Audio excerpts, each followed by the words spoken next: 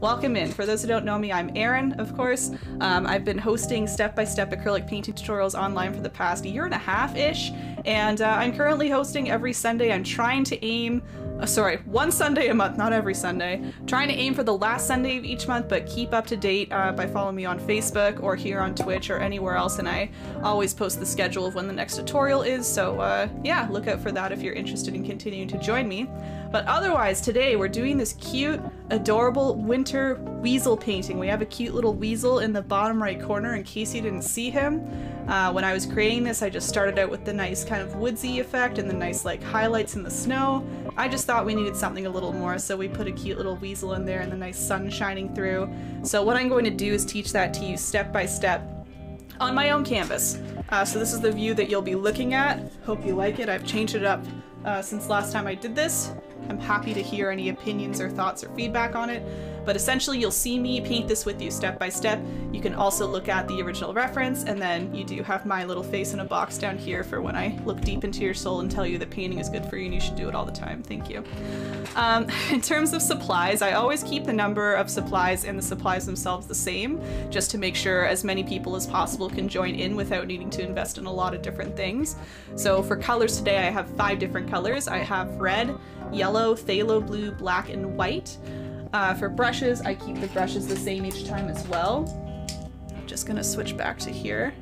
You can see we have a large flat brush, so this is just like any larger brush. Bristles are all nicely lined up for some nice straight lines if you need.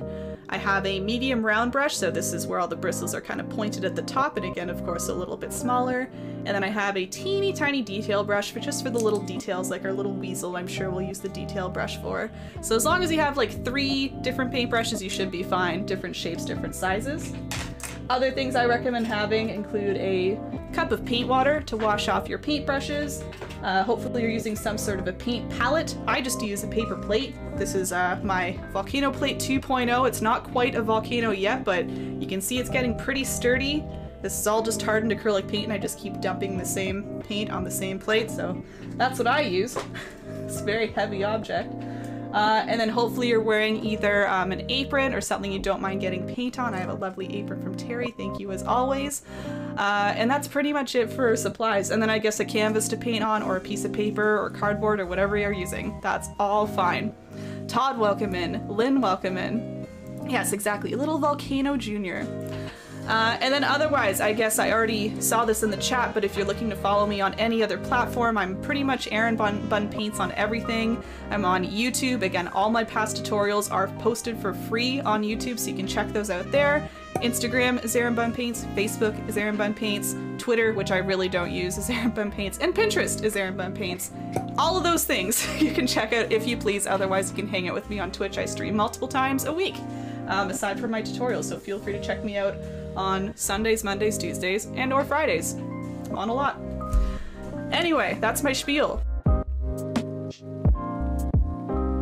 We're starting off with a nice background. You can see in the background, other than the sunshine, it's just a very nice soft, pale blue. Very, very soft blue. So I'm going to start with my large flat brush. I am dipping it in my paint water. Oh, I haven't even poured my paints. And I'm going to mix together a very light blue, so just lots of white and a tiny bit of blue. Lots of white, tiny bit of blue. Apologies, I forgot to fill up my plate beforehand. Easy to do. And cheers, Robin. Thank you for joining in tonight. Lots of white, tiny bit of blue.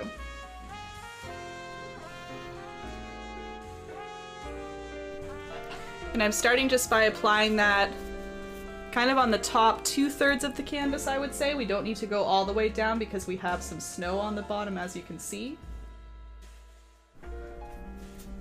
And I'm just going back and forth, left and right. Nothing fancy so far, just applying some paint really however you want. I recommend in large strokes just to keep everything nice and smooth and soft, but otherwise you can go any direction you want.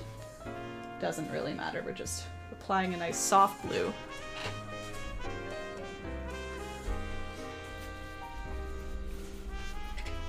Yeah, weasels are actually quite vicious from what I've learned recently. I've been watching a lot of ferret and weasel content, and honestly that's why we ended up painting a weasel, is because it was suggested. And I didn't know how feisty they were. I didn't know that they're little nibblers, and they're so quick. Obviously they're small little creatures, but they really can just zip around so fast, and they're, again, quite feisty. So hopefully this guy's a little more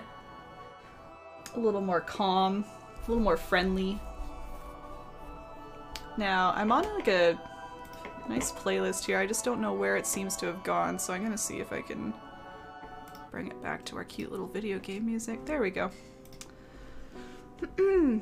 Did you thin the paint with water? Looks thin, easy to apply. So generally when I'm applying larger amounts of paint, yes, that's a good question, Anne-Marie. I kind of dip my brush in the water just to kind of wet it a little bit, and then I'll go into the paint. So I'm not really purposely like soaking the paint down. I'm not thinning the paint down too much.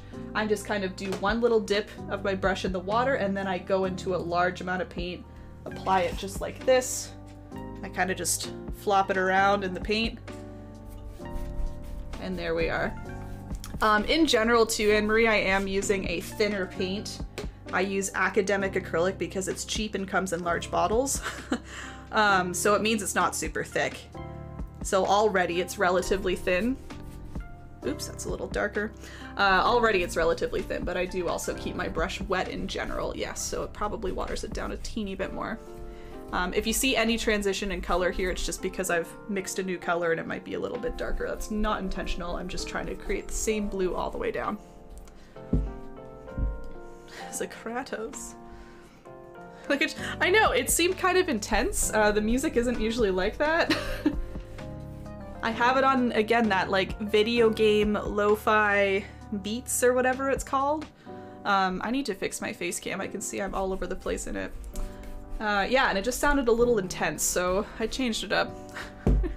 Oh yeah, and don't forget the edges. Thank you, Robin, for reminding me. I always forget to say this and do this myself, but if you have a wrapped canvas like me, feel free to wrap that paint around the sides. It just helps kind of complete the whole painting, in my opinion. It helps kind of clean it all up rather than having a blank edge. So if you have any wrapped canvas that you're painting on, yeah, go all around your edges with whatever color is touching it. So the light blue can go on the sides and the top right now.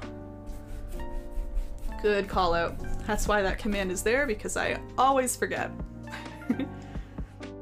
The paint is thick. She's thick. That usually means it's better quality paints, honestly. Again, I buy a very cheap brand of paint. You can actually see it in the bottom corner. How convenient. It's Start Academic Acrylic. It comes in huge 2-liter bottles. And again, it's just the cheapest but still good quality paint, in my opinion. It's just not like the best quality. So if it's a little thicker, it's probably because it's a little better than what I have, honestly. Excuse me as I adjust myself here. We were playing around with my camera and I was zooming in obnoxiously before. That's a little better. Okay. Music is very adult. I usually just like very subtle music in the background unless I'm doing one of my painting streams where I'm concentrating a little more on painting when I'm not teaching or chatting as much, and that's my own music, but otherwise I just like soft stuff, so feel free to point it out again if it gets kind of weird. It's just Spotify doing its thing, you know? It's not intentional. I need an eye cam, maybe one day. Yeah, we were playing around with my face cam earlier, everybody, and I was just zooming in obnoxiously, and I was joking that we should just have a camera that just zooms in on my face too much, almost to a point of making it uncomfortable. It'll just be a fun little thing in the corner. Anyway, light blue everywhere. That's what I've got so far. And again, I'm bringing it just below halfway down. 2/3 is probably safe here.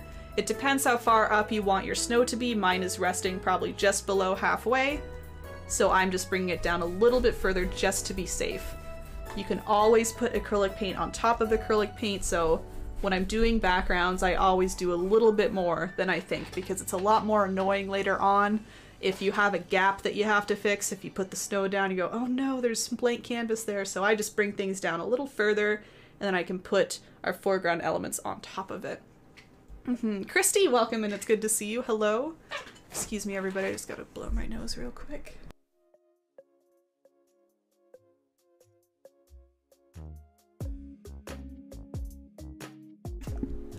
tiny nose.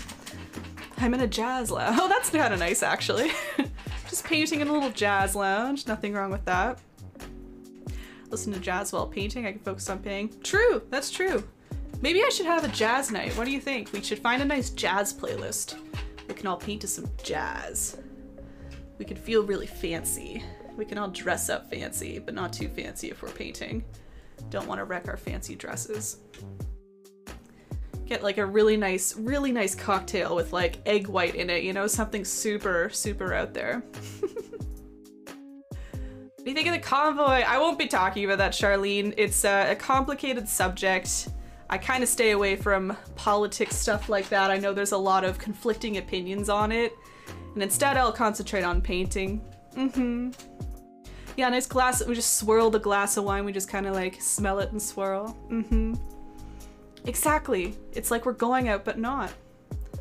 Looks like it's cloudy but hazy. Yeah, so again, if you see any differentiation in the color, unintentional, honestly. It's just supposed to be a plain light blue. I tried my best, but at one point I ran out of light blue and had to remix. But thank you, I'm glad you like it. Just want to let tutorial people know it's not intentional. But you can of course streak up your sky if you want to, just by mixing other blues, moving it around in there. I'll give 1 more minute for the sky just because it's their starting step. Sometimes the first step can be a little scary for some, for those who haven't painted in a while, but we'll move right along to the snow as our next step. Same, yeah, the egg white, yeah. You know, all the fancy ones you don't normally have. The ones you look at the ingredients and you go, that's in a cocktail, you know? Amaretto sours, egg white weirds me out. I know. It's kind of bizarre, but I just know it's usually a fancier ingredient. I'll be using the large paintbrush again, so if you are done with the sky, you can wash it off, just in preparation. Still giving another quick half minute before we move on. But yeah, if we like this layout, I'll try my best to dress up the background a bit more. You can see some cute little art supplies right now, but I'll make it a little prettier next time if we like this layout. All right, let's go on to the snow. So I'll just talk about the snow a little bit. You can see my mouse moving around here. Mouse for the weasel. We start with a nice kind of dark, it's kind of like a bluish purple color. When you really start to look at it, kind of like a grayish bluish purple.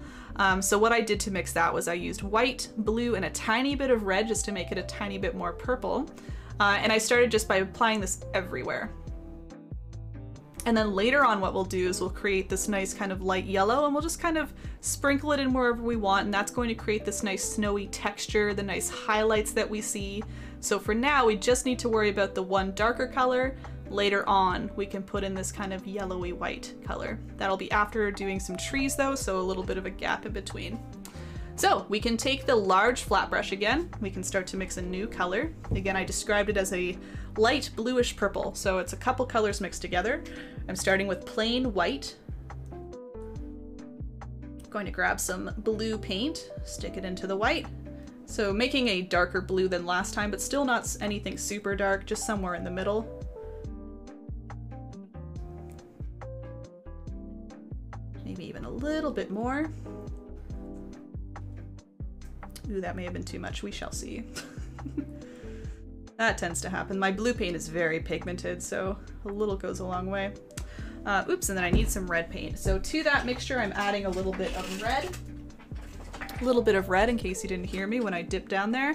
The tiny bit of red, it's going to turn it into more of the color you see in the original. It's like a bluish purple color. It's like a gray hazy blue almost, and that's done by adding a little bit of red. So I'm just taking a tiny bit for now, mixing it in to see how it looks. You can see how it's changing there from here to here. It's almost dulling it down a little bit too. My phthalo blue, which is the shade that I use, is very, very bright. So a little bit of red kind of, again, makes it almost duller, almost makes it a little more gray toned, even though it's not technically gray. So that's what I'm going for our shadowed snow areas here.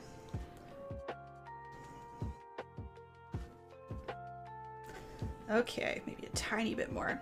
And you can of course change the colors however you like. That's the point. You should be doing colors that you enjoy, colors that might match where you hang this painting up. So if you need to make this a little more blue or a little more purple, feel free to experiment. All right, so I'm going to start by applying this again just below halfway. So find about halfway and go maybe just below. And that's just because we have lots of sky to fill. I like all the nice trees filling the sky, so I'm putting the snow just a little bit further down. I'm just using my large brush and I'm kind of going up and down with it a bit, you know, bumping it up and down just a little bit, like a nice, somewhat hilly snow area. The horizon line, I guess, isn't perfectly straight. We can see a little bump here and there. And then otherwise, I'm just applying this all below there. So again, you can do some large strokes back and forth to apply it. I think I might need a tiny bit more red in mine, so I'm going to change that right now. And then continue to apply. Yes, I like that color better. So again, just carry this color all the way down. And I guess that's a good call out. Even if you don't like a color that you've already applied to your canvas, you can change it as long as it's still wet. So that's what I just did. I thought my color was a little bit too blue. I wanted it just a touch more of that purple tone, so I added a tiny bit more red. And then what I did is I just went right on top of where the color already was. I'll do it again here, and you can see it kind of blends the new color in, so it's not anything too stark or contrasting. It just kind of blends right on top, blends into the previous color, and creates a nice new one. So if you need to change up your color, don't panic, you can always do that. Even if it's dry, you can just stick a new color right on top. Chick, welcome in! Thank you for following. We're doing a step-by-step acrylic painting tutorial right now. I try and do them once a month, generally on Sundays. Aiming for the last Sunday of the month, but sometimes it changes. But yeah, feel free to watch along, ask any questions. Just enjoy. Oh, Christy, no worries. You're here. You're here tonight. You're here. I don't know if you're saying you gotta go, but if you do, that's okay. But otherwise, you are here. You're not missing a thing. So I'm just continuing to stroke back and forth, bringing the paint down.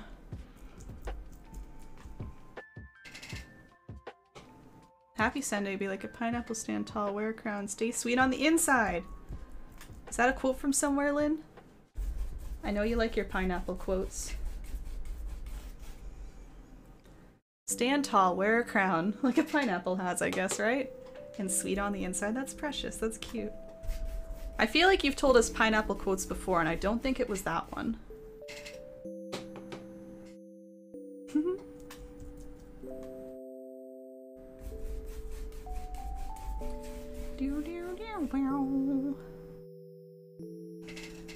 So yeah, the snow looks very dark right now, but we have to remember this is just the base. We're going to put some nice highlights on top after. That's what's going to really make it kind of pop off and glow. But again, that'll be done much later. We're going to concentrate on some trees after this. Don't forget those edges again, just a quick reminder. I know I'm not doing it because I'm concentrated on all the other things, but paint your edges. Cleans it all up. Oh, I assume you meant good thank you rather than go thank you. Good thank you. I thought you were saying go. No, you wouldn't say that. Just good. If you hear any tapping, again, that is me going into my water. I do like to use a wet brush. I'm glad Anne-Marie asked because I feel like I don't talk about water and what I'm doing with my brush as much, kind of off screen. So just know if you hear a tap, tap, tap, that's me tapping against my yogurt cup of water. I'm dipping and tapping a little bit just to get a little bit of water off. All right, just smoothing things out. And that's our next step done, our nice dark snow for now. Brush is a little jiggly. Like to super glue it down or something. I need to do that off stream.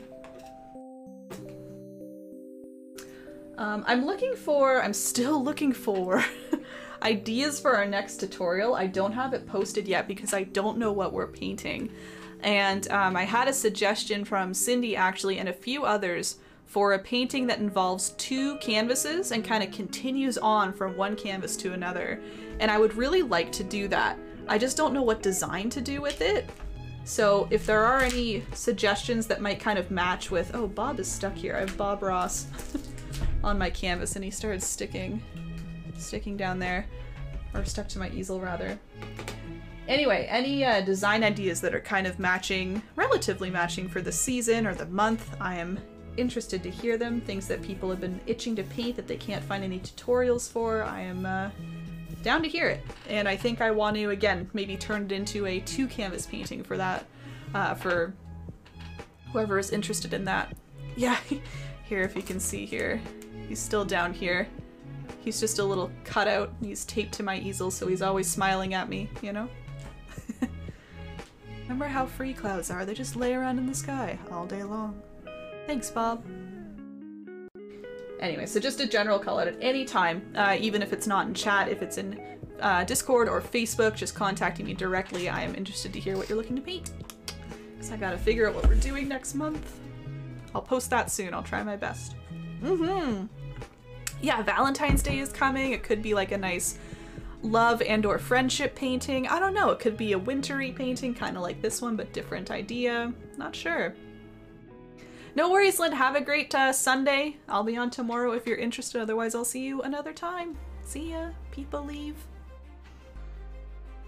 All right, let's look at the next step here. So next step is going to be adding lots of trees. Lots of trees. You can see how many span across here. So we're really going to take our time with it, just adding lots and lots of these small and large trees here.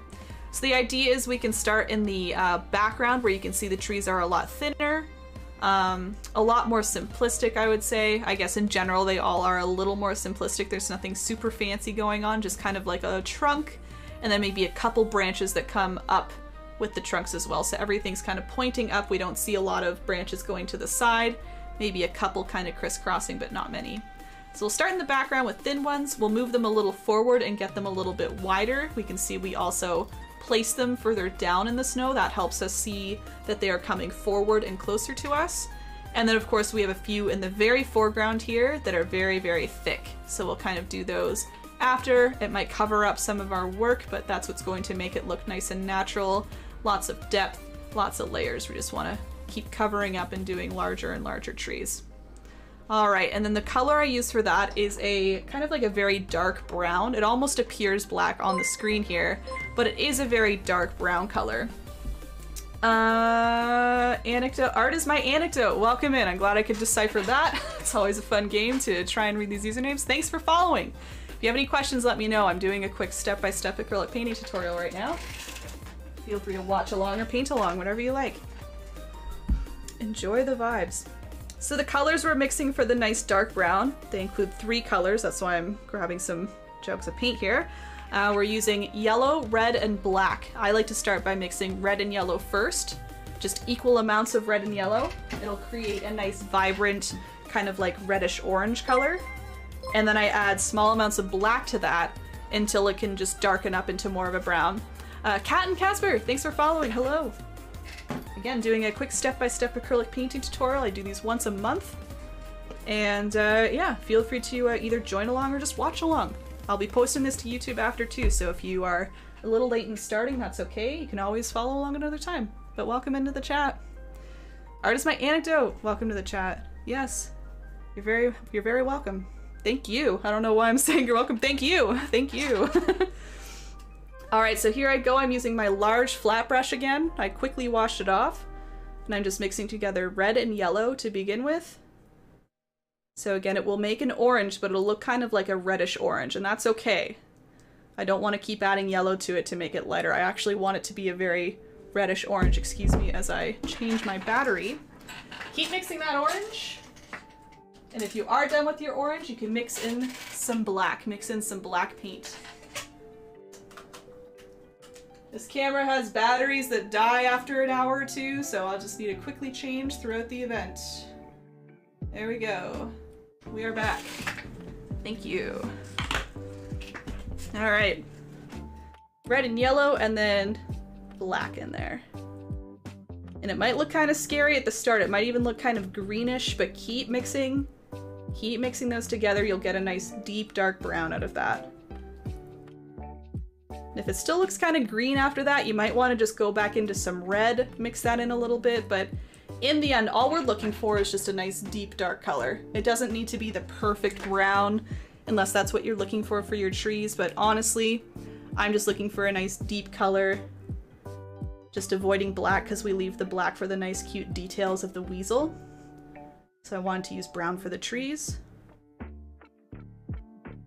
All right, so that's looking pretty good. You can see a nice deep dark brown. And I'm going to start by applying this brown to the trees in the very background.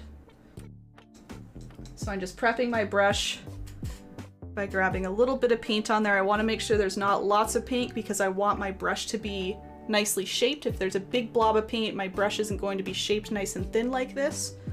So I'm just applying the paint a little bit. I'll choose where I want to start. Maybe I'll start on the left here. I have my bristles going vertically up and down. And I'm just going to pull it up like this. Excuse me, nice and high on the canvas. I'm releasing pressure as I go so I get a thinner and thinner line. And then when I get to the top, boop, I just kind of lift the bristles off the canvas and allow it to create a nice little thin tip. So again, these trees are going to be very thin, so I'm not going to do much to perfect this. I might just kind of widen out the trunk a little bit just so it gets a little more of a thick to thin transition, but otherwise I'm just leaving it alone. And I guess the only other thing we can do is add a couple branches to it. So once you have your trunk, you can add a couple quick branches just by going up the trunk and then moving either a little left, moving a little right, just creating shorter brush strokes for nice little branches popping off. And I only do a couple each time, so no pressure to do a whole lot of them. Because we have lots of trees anyway, we'll really fill up the space just with our trunks in general. All right, let's do that again, just grabbing more brown paint.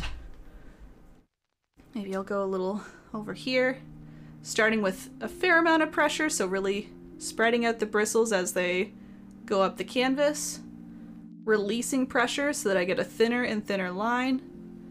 And then just before the top, I'm going to release the pressure. I'm going to kind of flick my bristles off. I ran out of a little bit of paint there at the end, but I can try that again here. There we go. And I have a nice thin tip at the end. So what I'm doing is I'm pushing the handle down and the bristles go up and they kind of flick off at the end, and that creates a nice thin tip. Same thing, I'll do a couple branches. I try and make them just different every time, so maybe placing them a little different, making some a little bigger or smaller, just to give a little more variety. And this is all we're doing for a little bit here. We're going to be filling up the whole horizon line with trees. I like to concentrate on just the horizon line first, so just kind of starting at the top of the snow and going almost all the way up the canvas, or maybe you can even make some that are super tall and they go off of the canvas, that's fine. But yeah, just filling up this first row to begin with, and then I'll do some thicker ones. No worries, Christy, I'll see you another time. My tree is very wide. Try using a little less pressure. Another trick you can try is thinning down your paint a little bit. I talked about this a little earlier, just in general, but for trees in particular, I do like to dip my brush in the water, tap it off, and then apply the paint, just very thin amount. Because if I'm using thin paint, I think it's more likely it'll come off in a nice thin streak rather than thick. If I have thicker paint that I'm trying to work with, it might be a little bit tougher to get that thin line. So just as a suggestion, you could try using a little bit more water to see if that helps. That's the same issue. Try the water. You can even try a different brush type if you want. I know I really trust this one. It's because I've learned to use it. I've used it for a long, long time. I've done many years of painting trees at this point. But sometimes people like different brushes. Sometimes people like the round brush and they use the tip of the brush and just kind of glide it across. But I do honestly really like this one with the nice long bristles all lined up. For me, at least, I find they do glide very nicely. So yeah, it could be a different brush type that you want to try. But in general, I think the biggest key is just trying your best to like very lightly press as you're gliding up. Which is hard to do, I know it takes a lot of practice. Gotta run, yeah, no worries, Anne-Marie, you can catch up another time. See you later. The brush is in your mouth, that's cute. Little brush bun. And then I find a quick trick as well, if you feel like your whole tree is a little bit wide, I know it seems kind of redundant and silly, but sometimes I find widening out the bottom a little bit extra can make the whole tree appear a little bit thinner. Again, I know that's scary because it's like, why would I widen the tree further if I don't want it wide? But I have found that when I tell people to do that, just give a little bit of extra width down here and maybe carry it up just a little bit, you will see more of a transition from very wide to wide, and it'll appear a little thinner in general. So you can try that too. Ah, it's the brush. There you go. As long as you know the answer, I think that's good. You can always try a different brush, or next time you go shopping, invest in a different brush. Yeah, that's a very common question or statement I get. People say, why do you use a super large flat brush and not like a smaller one? And it's because the smaller one, to me, makes thicker lines. And I think it's because all the bristles are a lot shorter, and so they kind of bunch up a little bit more. They don't glide quite as nicely. They're very short, so they all stay bunched together, right? But because these ones are long, I find they glide a lot better. So if that helps at all, try a bigger brush again, even though it seems silly. Like longer bristles. Because they all kind of line up and just follow each other and glide away into a nice thin line. But otherwise, honestly, sometimes it does come down to just a lot of practice. Again, I've done this for not just 2 years, I've done it for more than that. I've been painting for almost all my life and trying to figure out things like trees and flowers and just doing a straight line or a thin line, so yeah. The short ones stick together. That's funny, Grook. We have our own little club and we stick together. Short ones unite.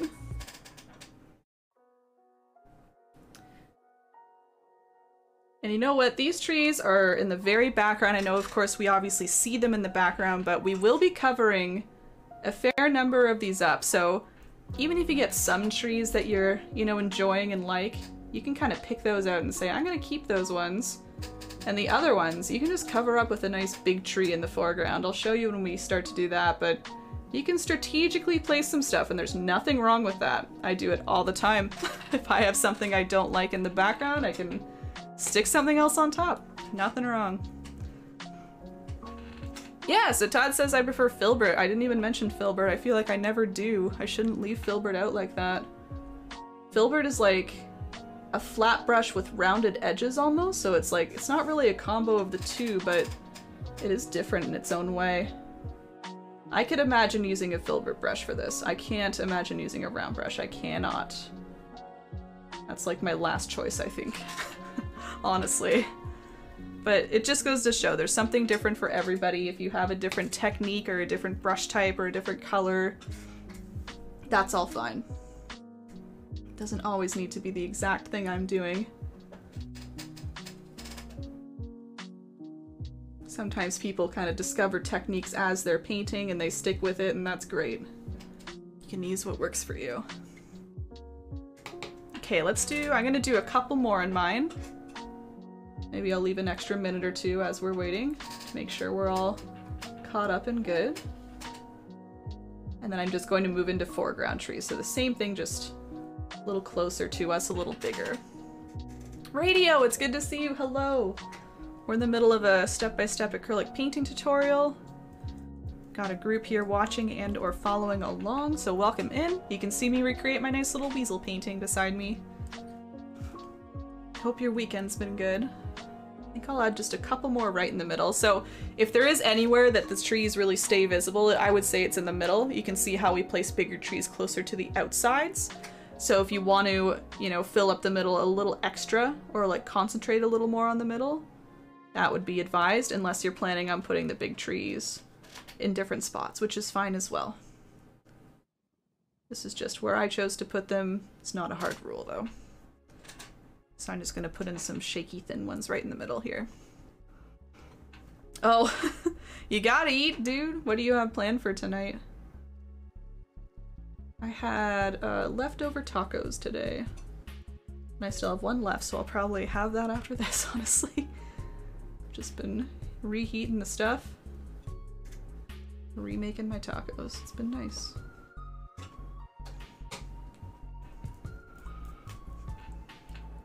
Pork tacos.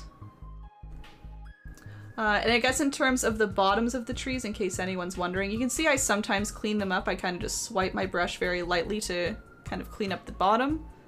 But I'm also not too worried about those either. I'm not doing anything fancy down there. I'm just kind of evening it out a little bit. Let's do another right in there. Nice little small guy. And again, you don't have to put all these trees going all the way up. Some can end halfway or go even higher if you want. I'm saving the high ones for the foreground ones. But yes, you can make them different sizes if you wish. Oh, this guy's a little tilted. Let's fix him up. There we go. Really? Tacos everywhere? Dang. Yeah, I made them yesterday and these are all leftovers, so it's kind of nice. A nice pineapple salsa in there. It's a HelloFresh meal. I don't usually get this fancy with my meals, but it was all right there, so. Yep, pork and corn. Bit chilly, but compared to north of me, it's a heap. True, yeah. We can always think of those further north and say, actually, we're doing okay. Taco gang. I can't wait, honestly. Now I'm thinking of tacos later. Or one taco. Just one. Alright, so keep working on your trees wherever you are. If you're still working on the horizon line, keep going at your own pace, no rush. I'm going to just start to do some trees that are a little closer to us. So again, the two things I do is I widen the trees a little bit, so I make them a little bit thicker and bigger. And then I also place the trunks a little further down in the snow as if they're coming kind of closer to us. They're creeping up on us. Ah! So here we go. I'll just start one here, for example. And it looks thin, but I will thicken it up. And I'm going to make it a little taller just because it's kind of closer to us, so kind of from a viewpoint perspective, we might not really see the tops as much. If they're a little closer, we're more looking at the trunks and the base of the tree. So I brought it all the way up the canvas this time. You can see I'm going to thicken them up a little bit.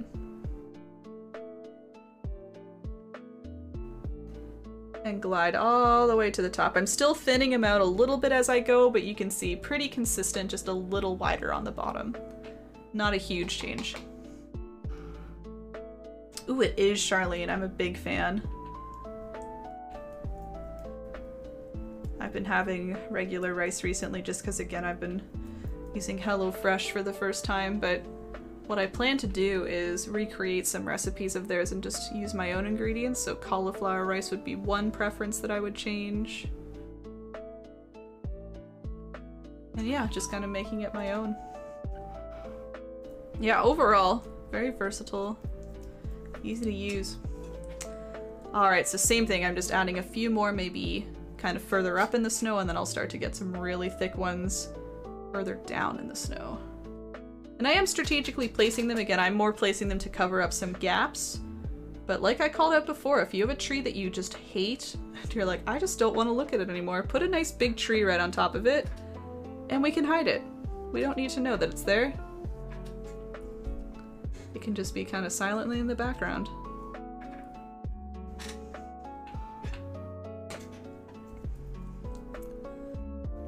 Using water as well is a good way to conserve paint. I'm kind of like scraping at my last bits of paint. I know it looks like there's a lot, but it's very thin here. But by adding a little bit of water, I'm able to kind of continue to wet this paint and continue to use it. So if you're feeling like you're almost done using your color, you just need a little bit more, try adding just a little bit of water to it, and I bet you can grab a little bit more from it than you thought.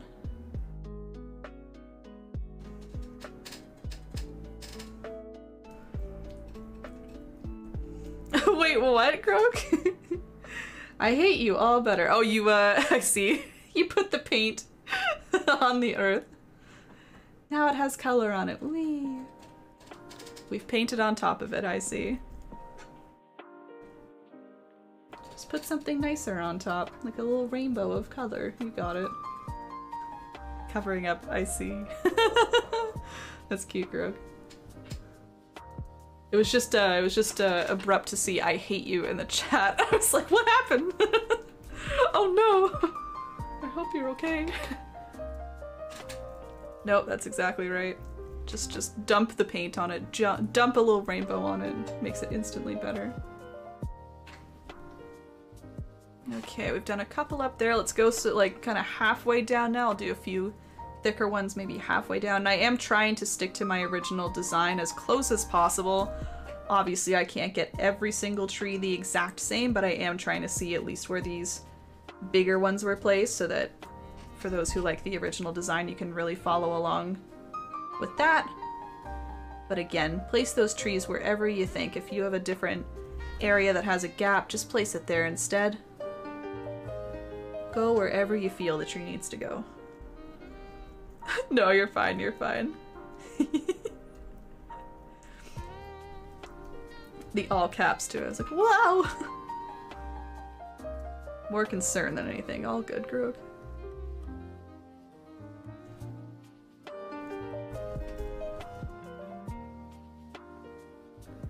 And you can see I still do add a couple branches here and there, but I would say they're less necessary at this point. Once you have all these small ones in the background, you don't really need the branches quite as much. I find that branches just kind of fill up empty space, make it seem a little more, yeah, filled up in general. They're an easy way to really clutter up the area in a good way, so for these bigger ones I'm not as worried about that. Let's put one like, it looks like right here. You might accidentally cover a tree here and there, and that's okay. I know it's a little frustrating because you're like, I worked hard on that. But sometimes it just has to happen. And again, it all adds having these nice layers in front of each other, right? So go for it. 38, that's not a good percentage chance. We need a chance of Weasel. 100% chance of Weasel.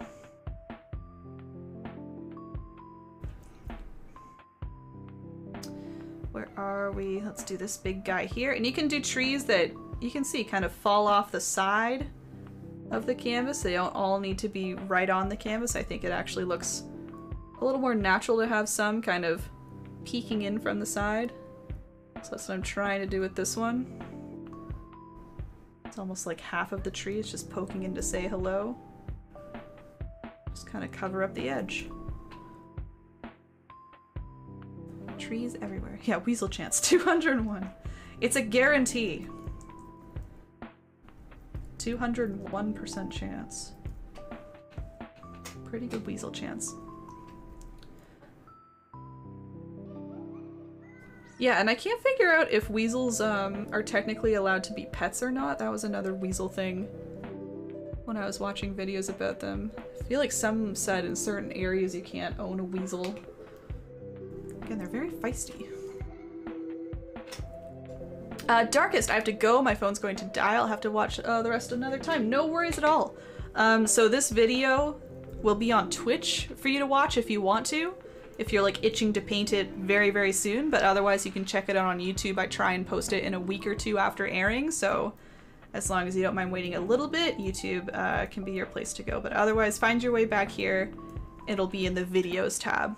You'll just have to click on the one that says step-by-step tutorial, etc. Yep.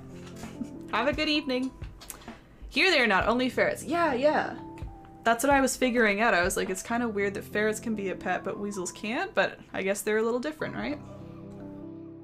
And the weasels are feistier. Thank you. Excellent. Darkest, I'll see you another time. Thanks for joining in.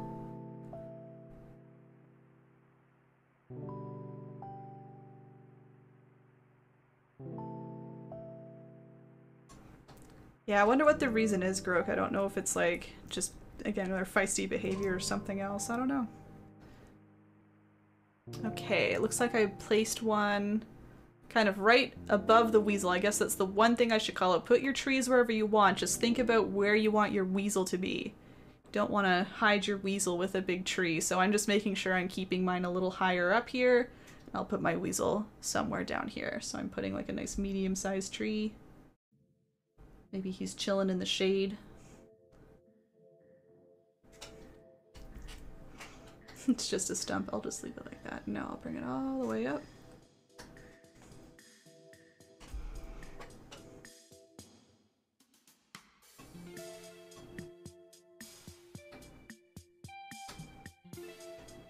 Couple of big branches. You can press harder while you do the branches too. You get some thicker branches for the thicker trees, the bigger trees. Not too many to go. So it looks like I put a nice big one right here and a big one starting like even below the canvas and going right up here. So let me do those two. Then maybe I'll wait a couple of minutes just in case anyone's painting their tree still, because I know there's a lot of them.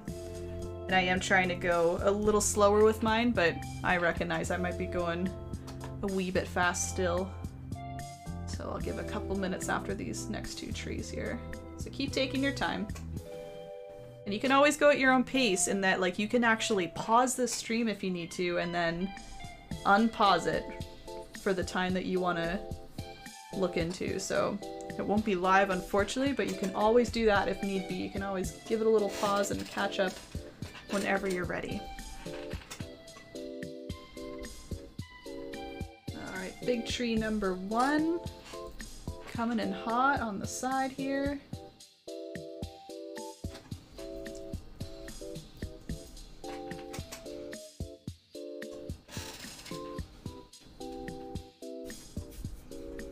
Again, this one's kind of a peaky one. It just kind of comes in from the side. Trying to make sure the bottom's a little wider here. There we go. And I got one more to do. Here it's because we're not allowed to take in wild animals. I see. If they were bred, I guess it would be a different matter. Tame a weasel, which went well to an extent. They're not fit. That's probably it then. It just sounds like they're not fit as pets, and that's understandable. Not all animals can be pets. A fair number of them are not. Yeah, if they just don't thrive in like an environment that you'd be able to provide for them, then I can see that. Just gonna lift my canvas up so I can get the very bottom here. So again, this tree, this big tree is kind of just off to the left here, maybe a little bit of a gap on the side. I'm gonna start with just a line, but then I'll really widen it out here. Anyway, ferrets seem pretty sweet and similar. I know weasels are smaller, but I feel like ferrets are a nice alternative. You can tell I've been looking a lot into it. They look adorable, but I know they're a lot of work as well. This can be a very thick tree, so you can see I'm like outlining this tree. I'm just doing 2 lines and then I'll fill it all in because it's that big. Very different from our other trees. Lots of room to play with.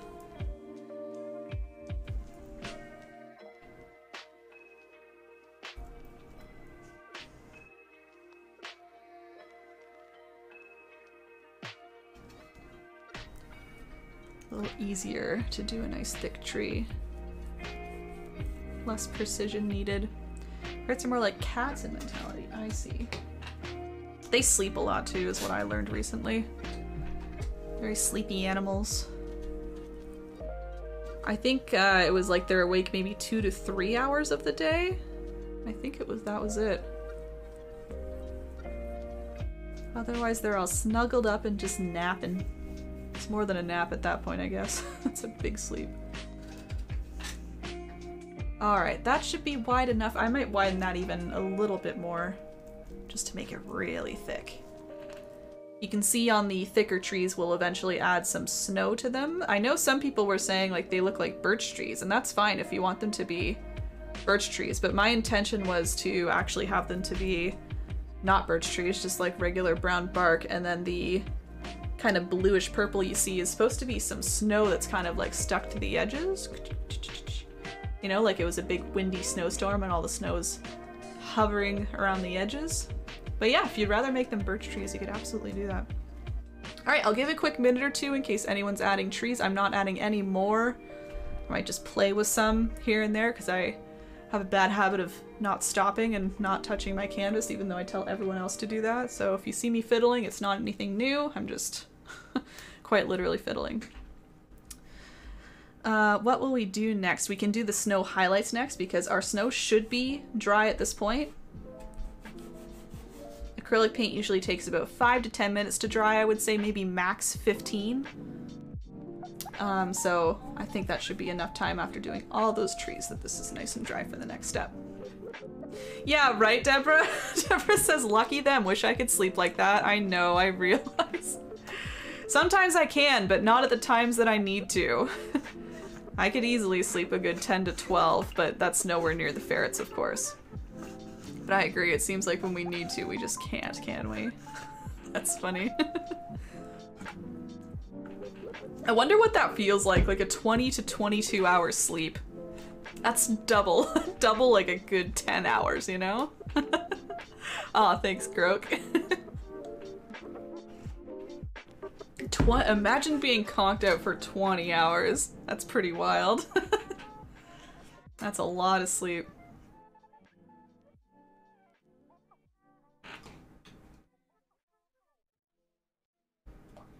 Yeah, I feel like I can go for a long time though. Just when I feel like I'm like awake, I could force myself down back onto the pillow and sleep another hour or two. I can be lazy if I want to be. Alright, so again, next step is going to be working back on the snow. We can let our trees dry before we do anything more to them. I will be using a medium round brush next. So if you are done with the trees, you can whip that out or prepare that however you need to. Nice medium round. How's yours doing? Good, good. Thanks for asking, Charlene. For those who don't know, I opened up a website / online art store a month or two ago, 2 months ago. It was November, right? It's hard to remember because I was working on it for most of the year. Yeah, it's going well. Thanks, Charlene. I have a lot of tentative plans for it in terms of like what I'm going to be uploading there for the next year or so. Thanks, Groke. There's a little link in case people are curious. erinbunpaints.com, who would have guessed? Yeah, I've been selling artwork on there, both original tutorial paintings and my own artwork. I sell prints as well, so if you want a print of a painting you've painted along with me before, just a print of a painting you like from me, those are all available too. I have merchandise on there. But yeah, I have lots of ideas and plans for new products to add and just new styles of things to add, so I am very excited to start to work on that, hopefully soonish. I have other things I want to do first. Kind of letting the store rest because I worked a lot on it for a while. Happily just letting that be existing in the world, you know? But I'll do some updates to it at least a couple times this year is my goal. A couple like new product drops, if you will. Thanks for asking, yeah. It is there, and it just has information about what I do in general, so if you're ever wanting to check in on what I do and what's happening, that's where you can find that there. Okay, let's go on to the snow again. So, like I said before, we started with this nice bluish purple in here. It looks a little softer in my original, but close enough. What we want to do now is add this nice kind of yellow. It's like a very, very pale yellow. Looks almost white, but again, we saved the white for the ferret here just so he can pop off of the canvas a little bit more. And the way I added it was just in small little amounts. You can see I generally did this idea of like adding a larger portion more in the middle and then kind of tapered out on the sides, kind of making some thin, pointy edges, or kind of like dotting my brush along, just kind of tapping along to make it look a little more like the sun or the light is kind of just reflecting off little pieces of the snow. But yeah, it kind of makes it look like you can see some hills in the snow, and again, there's just some nice highlights and shadows in there, so that's the strategy there, is just to create this new color and kind of place that where we need to. So let's do that together. I've got my medium round brush, and I'm going to mix together lots of white and the tiniest amount of yellow, just the tiniest amount. Again, the idea was that I didn't want to use pure white because I'm saving that for our little weasel friends. So just a tiny bit of yellow into a large pile of white. Like a super glowy yellow. Even lighter than that, I'm going to add more white.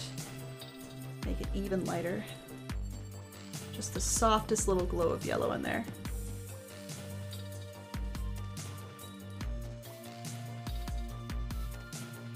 Try and get as much as possible. There we go. Okay. So again, there's no real like specific spots in terms of like, do you go to the left of the tree or beside a tree? Like none of that, none of that.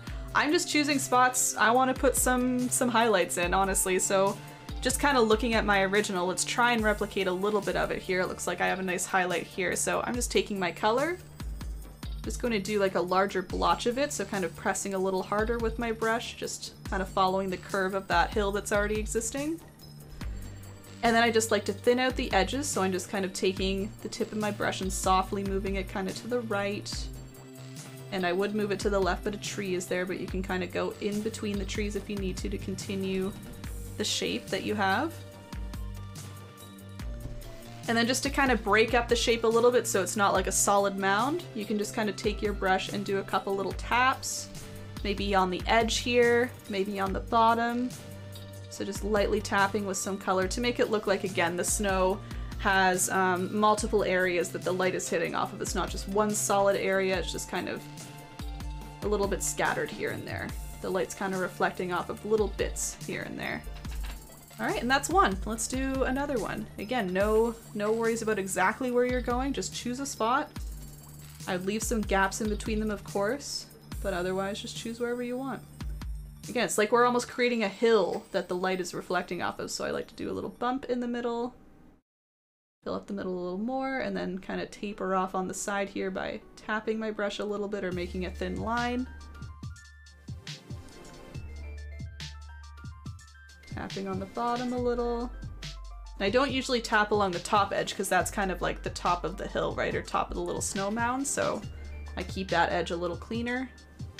Just kind of the edges or the bottoms where I maybe mess up a little bit more, you know? There's another. So I'm just going along and doing lots of these, and of course change up the shape even more. You don't need to stick to this like mound with the edges type thing. For example, maybe just looking down here in the original, looks like I did kind of a couple smaller mounds with little taps on the sides, maybe kind of breaking them up a little bit more, like there's a few hills or a few little mounds of snow all together. You know, just make it all a little bit different each time. Change the sizes. You can make a small, tiny area. You can make a larger area for this highlight.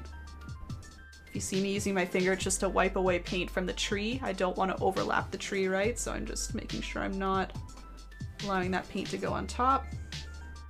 Yeah, scatter it downwards, see how that looks. Again, play around with it. I find the more you do that differentiates each and every little highlight, the better it looks.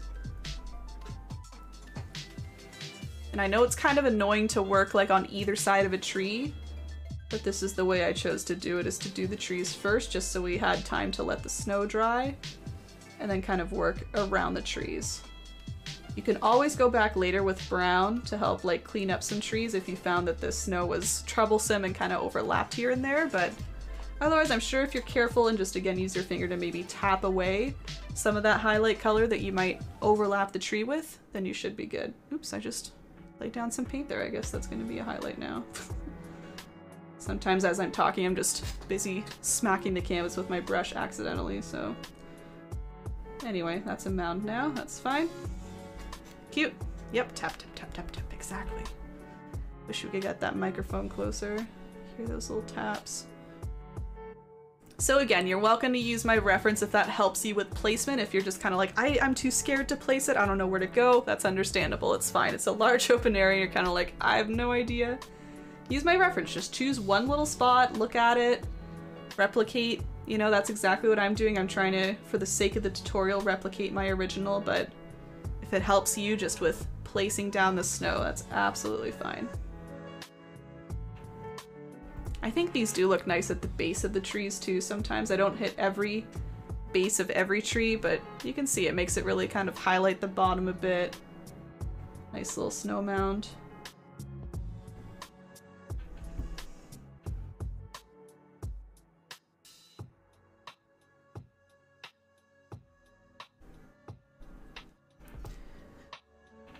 Yeah, and I just learned to do this honestly by looking at a reference photo. I kind of found a good reference photo that showed kind of highlights and lowlights of snow just like this in a little forest area, and I just tried my best to replicate it. I just tried to pick out the lightest spots, and I was like, I'm gonna try my best to recreate those. That's what I came up with. So there's lots, as I keep saying, there's lots of other ways to do it, lots of other ways to think of it, but this is just the way I came up with personally.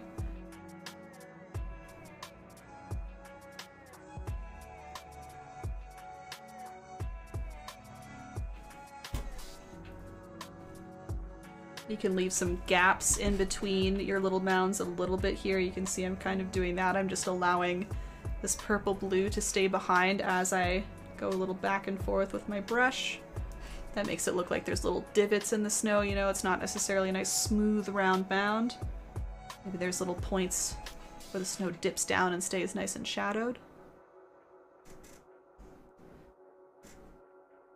And again, you can see I'm just kind of using my brush and tapping it sometimes. I'm not necessarily doing consistent like big strokes like this. You can see I like to maybe lift up my brush here and there or tap it a little bit, as Grog said in the chat, tap, tap, tap. Helps with getting some nice textures in there too.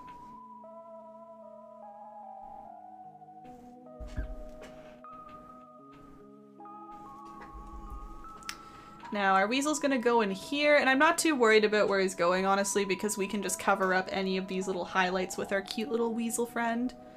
So no need to leave a whole gap for him. I'm just kind of thinking about where he's going, but it's not really affecting my highlights. I'm just kind of liking imagining him where he is, you know? Be careful of your tree. I just hit the brown by accident. That was a fresh big tree there. And I grabbed a little brown paint by accident, so I just covered it with more of the highlight color, but if you ever run into that scenario, you can always grab a paper towel and just wipe it away. That's usually the safer thing to do, honestly, rather than try and blend it in with a dark color like brown. Paper towel's a good way to go. Oh, look at that, I tapped again accidentally. Let's make one right here. But yeah, a very cool effect, which I find looks kind of weird the first bit, like when I was first experimenting with this effect, I was like, that's not looking right, but the more I added, the better it got. So if you're kind of at the beginning stages and you're like, these shapes look kind of weird, you have 2 or 3 that you're looking at and you're like, they don't look right, try adding more just to see what they look like all together as a full, you know, full canvas or full area of snow. I'm sure it'll look quite different once you add some more.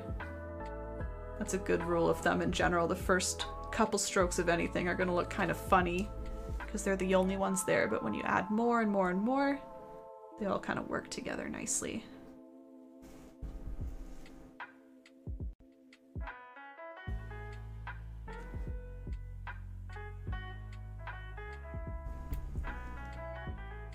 So I don't have too much more to go. I think I might just want to make some of these a little more spread out just by tapping my brush a bit more.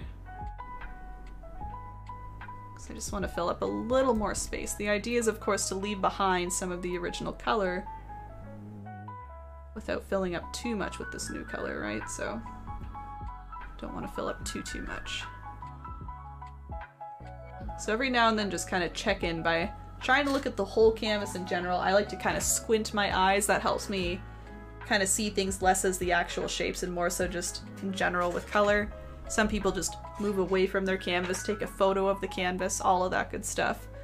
That'll really help you see your design all together rather than focusing in on individual things, which we tend to do when we're this close to the canvas, right?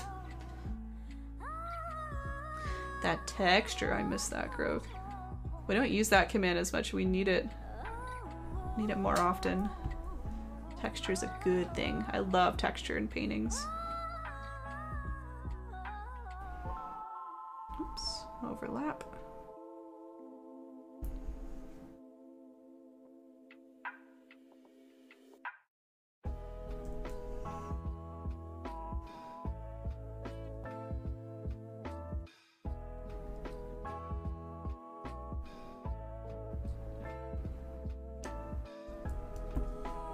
I got compliments for the scrape painting we did. That has some texture. Yeah. Yeah, that abstract abstract scrape painting. That was a fun one. That was a very unique tutorial I did. For those who missed that one, I taught about a year and a half ago how to create kind of your own kind of abstract painting. I know abstract means a variety of things to a variety of people, but to me I had this vision of like just like big blobs of paint just kind of scraped across a canvas kind of in a checkered format, kind of up and down, side to side. And so I did my best to kind of teach people how to do that. Again, it's tough because how do you teach abstract? But I did my best and I think a lot of people did enjoy it.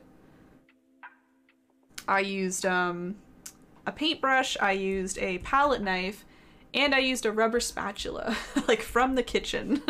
So you can truly paint with anything is what I discovered with that tutorial. You can even use kitchen equipment and get a pretty cool painting. So just when you thought we were only stuck with brushes, absolutely not. We've got lots you can use. Lots of different things. Yeah, it really just helps spread the paint nicely. I still shocked by that, but I really liked the rubber spatula. It was great for that technique. It was good fun. I used a plastic card. Oh yeah, that's true too, like an old credit card or like a piece of card. Yeah, just to use to scrape. I like that for creating mountains. Like the whiter highlight on mountains, that's always a nice technique to use. Okay, I think I'm almost done with these highlights. I don't want to add too much, as I said before. We don't want to clutter it too much. I'll just work on a little mound here, but even looking at my original, I feel like I'm pretty close to what I have there. Maybe just a wee bit more in here. It looks like maybe I could add a little bit more. Just a little bit more tapping kind of back and forth. Nothing super prominent. Yeah, that scrape painting was great. I did the tutorial and then I created a big one for myself and really liked it. Donna Herrera, thank you for the follow. Hello to you. We're doing a step-by-step acrylic painting tutorial right now. You can see my original just over here, recreating it for everybody. Some people are painting along, some people are just happily watching and relaxing. I hope you enjoy. Thanks for following. I do these once a month on Twitch for free. For free! Anyway, yeah, I made a huge one with like pinks and browns and beiges and still in my bedroom. It looks, I think, pretty good for a homemade, like, painting by me, you know? Oh, thanks! Is it Donna, maybe? Donna Rar? Potentially? I'll maybe stick with Donna for now. Thank you very much. That really helps me. People subscribing, getting some numbers up. And in general, I just hope you enjoy it. Donna, perfect, thank you. It's always funny trying to figure out what the username is with all the letters, but Donna, I gotcha, thank you. Yeah, I hope you enjoy. There's tons of tutorials on there, and I still upload. I know I haven't uploaded in a hot minute. It's just because I've taken a little bit of a step back from free tutorials, but I still do them once a month, so you can expect more coming. Lovely, well, I love acrylic too. I don't think I'll ever change. I keep saying to myself I'd love to try different mediums, and I do have different mediums that I've tried over there in my area of art supplies, but I just keep coming back to acrylic. I just can't get away from it, so you and I have that in common. You can expect to see lots more acrylic painting tutorials. I don't think I'll ever teach anything else because at this point I'm not comfortable with anything else like I am with acrylic, so there you go.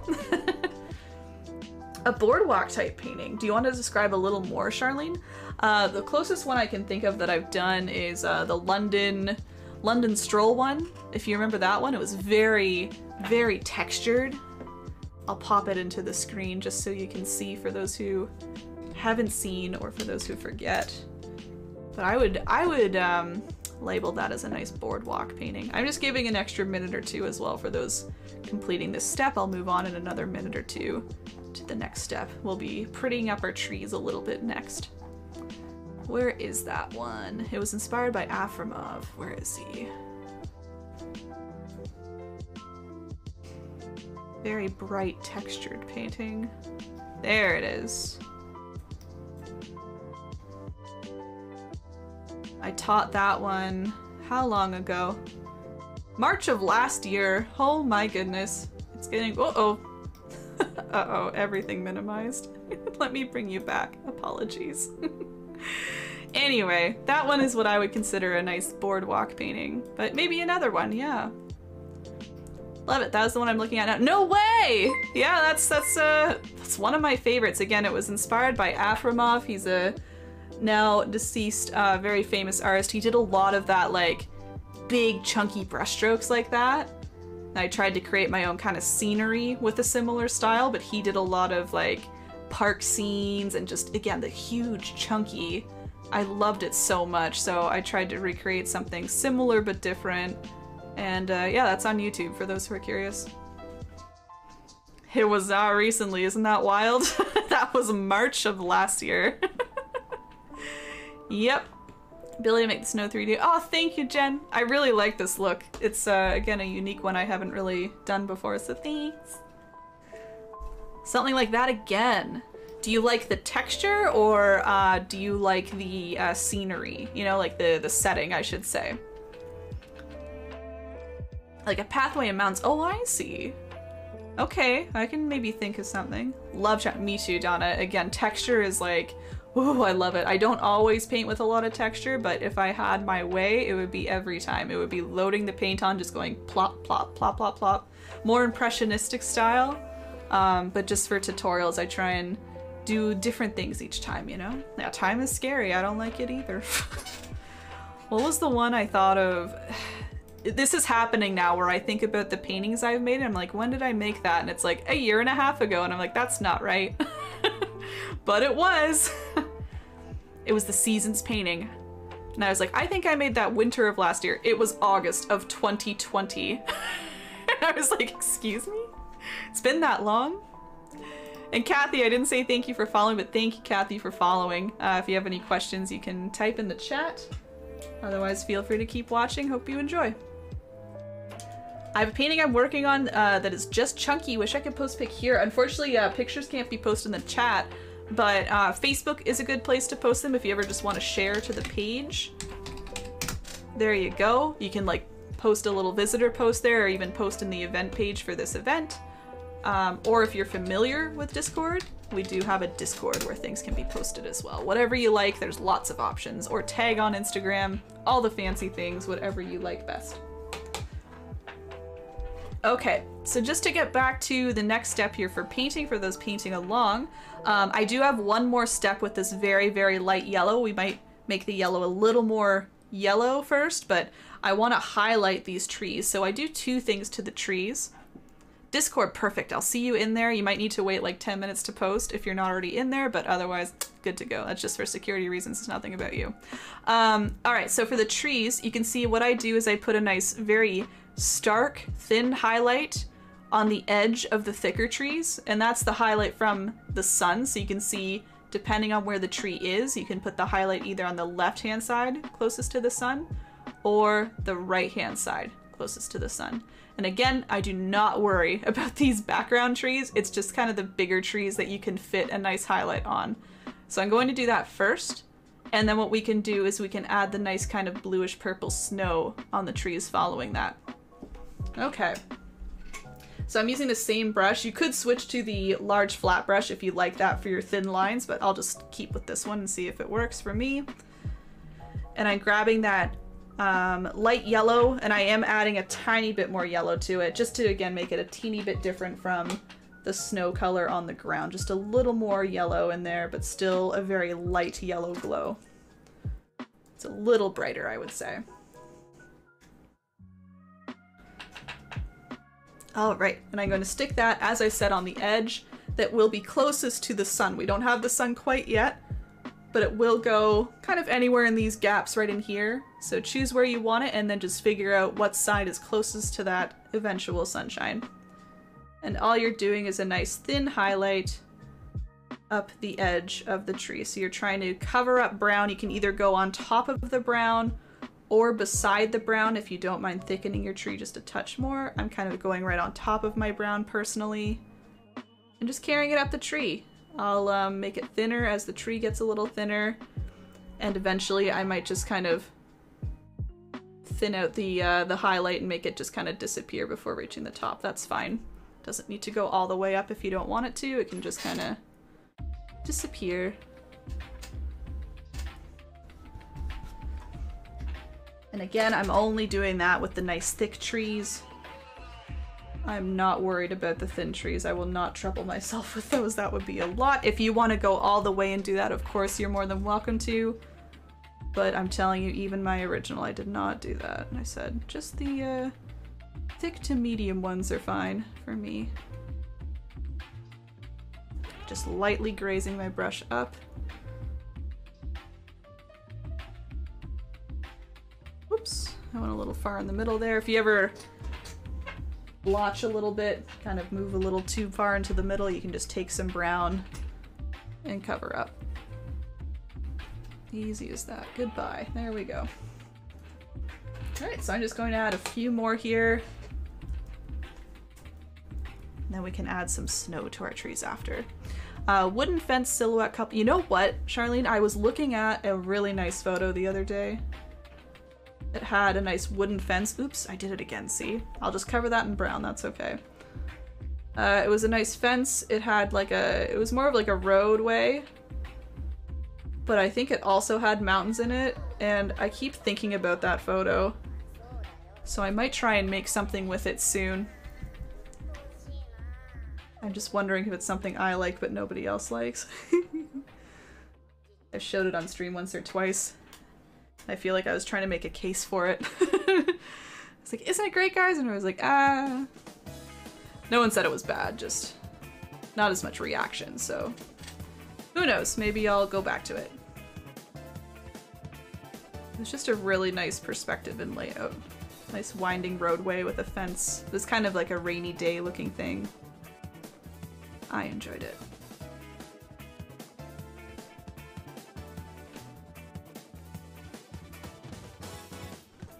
So these highlights might not be super noticeable on my painting just because they're like contrasting against the snow as well. We can see it if we really look. But anyway, as long as you can see it on yours, that's the main point.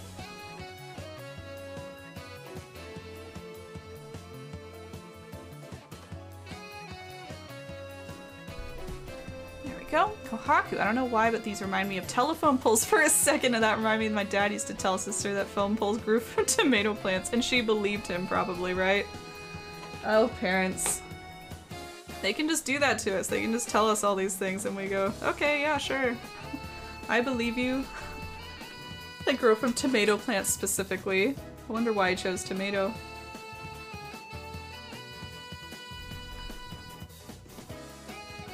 Okay, not too many more to go. I'm just gonna do this one.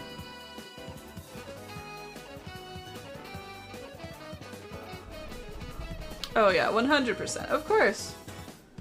We trust our parents as children. They tell us something like that, we go, wow, really? That's how the world works? I could grow a phone pole? Wow. That's funny. A tomato pole. Cotton candy grew in floral. Oh, that's a shame. That one's a disappointment. I mean, the telephone pole one is like, you know, who's gonna get that excited about a telephone pole? But like to hear that cotton candy grows in flower fields and then be told, oh, actually that's wrong. I feel like that'd be quite disappointing. You lied! Oh, your dad was full of it, huh? And that the Quaker Oats guy lived next door. Oh yeah, he's a celebrity. He lives right next door. Oh shoot, so I actually lost track there. I need to keep these highlights on the side where my sunshine will be, and I went on the right hand side of this one. I think it's gonna be on the left hand side, so I gotta cover that up. Make sure I'm paying attention. It caught me. Yeah, that's evil, isn't it? The cotton candy one specifically, I think, is like such a letdown. So again, don't do as I did. Remember to switch over to the other side when you get to the other side of your eventual sunshine, okay? So I moved over to putting this on the left-hand side because it's going to be on the right of the sunshine. Much sweeter lies right, true. I guess these are mostly harmless.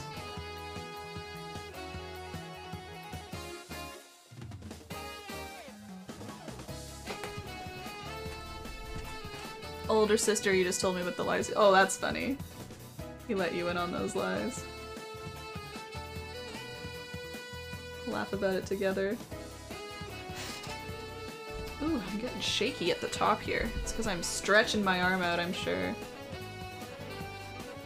Okay, there we go. Okay, so I've done my highlighting. Again, I'll give another minute or two for those highlighting theirs. I'm just going to use that minute or two to add some brown to the places where I got a little too shaky or thick with my highlight. So I'm just re-adding brown to cover up some stuff. Erin, I just got a text from Okay. From Gmail that says they'll pay me $400 a week to drive around with a Reese's chocolate decal on my car. Oh, that's the most believable one. Joke's on them since I don't go anywhere anymore. Reese's is trash, because thank you! Thank you, Reese's is trash. I will not promote them. So that sounds like a scam coming from Sicily W9LQR60 at Gmail. But I was just thinking that's like the most believable, you know? Like a job opportunity. Just to stick a decal on my car, but I'm sure it's fake, unfortunately. But you're right, yes, Cindy brings up an important fact about me. I think Reese peanut butter cups are absolute garbage. It causes a lot of fights when I say that, but that's my honest and true opinion. I even retried Reese's peanut butter cups this Halloween on stream, and it only reiterated that I think they are trash. So thank you. Kohaku agrees. Destiny, it's good to see you. Welcome in. We're just painting our acrylic painting tutorial for the month. We got this little weasel friend here. We're almost there. Gotta do some snow on the trees, a sunshine, and then our weasel. So welcome in. I'll leave another minute or two, and then we will add some snow to our trees next. I would ride around for free. It's a scam, but I thought it was funny. Yes. You know, you do not like Reese. Absolutely. Yeah, I'd trash the email immediately. I wouldn't even consider it. We are all here with you in this moment. Donna, thank you very much. Yes, you can keep up to date on any of the social medias. I post my, usually I post my tutorial paintings on Instagram, so you can keep an eye there. But thanks again for subscribing to YouTube too. I hope you enjoy all the tutorials and have a good evening. I'm doing well, thanks. It's been a while. Yes, it has. It's all good. A little bit of a different setup, I think, since you were last here. Different colors, different borders. I've been painting a fair amount. Did a bit of a schedule revamp, you could say. For Twitch, I'm doing a lot of variety stuff now. I am painting still a lot, but I'm doing some baking and cooking. I'm doing some gaming. I'm doing some journaling. I guess I was always doing bullet journaling, but I'm doing that more consistently. Yeah, and I'm feeling good about it all, so thank you. It's been an adjustment, but it's been a good one. How have you been, Destiny? We are all here with you in this moment, Cindy. That's so sweet. Alright, for those following along, I'm just going to go ahead and play with our trees a little bit more. Next, I'm going to add, you can see this snow. So again, this was interpreted by some as like birch tree markings, kind of like the contrasting dark and light, but my intention was that it was snow. So the idea being like it was maybe a very windy snowstorm that came through and there's one big side of the tree that's kind of blotched with snow. So all I did is I grabbed the same color I was using down here. It's like a bluish purple color because it's a nice shadowed snow color because it's shadowed from the sunshine. And I just kind of blotched it on so you can see heavier blotches kind of on the left-hand side and then maybe lighter blotches and lighter kind of dotting as we get more to the middle, as if the snow is kind of clung on just a little bit here and there, but mostly on the left-hand side. And this is the same as the highlights. I did not blotch, oh, excuse me, I blotched most of the trees. I didn't do them as heavily in the background, but there are tiny little blotches here and there just to give them a little bit of snow. I'm just checking my reference and I did indeed do that.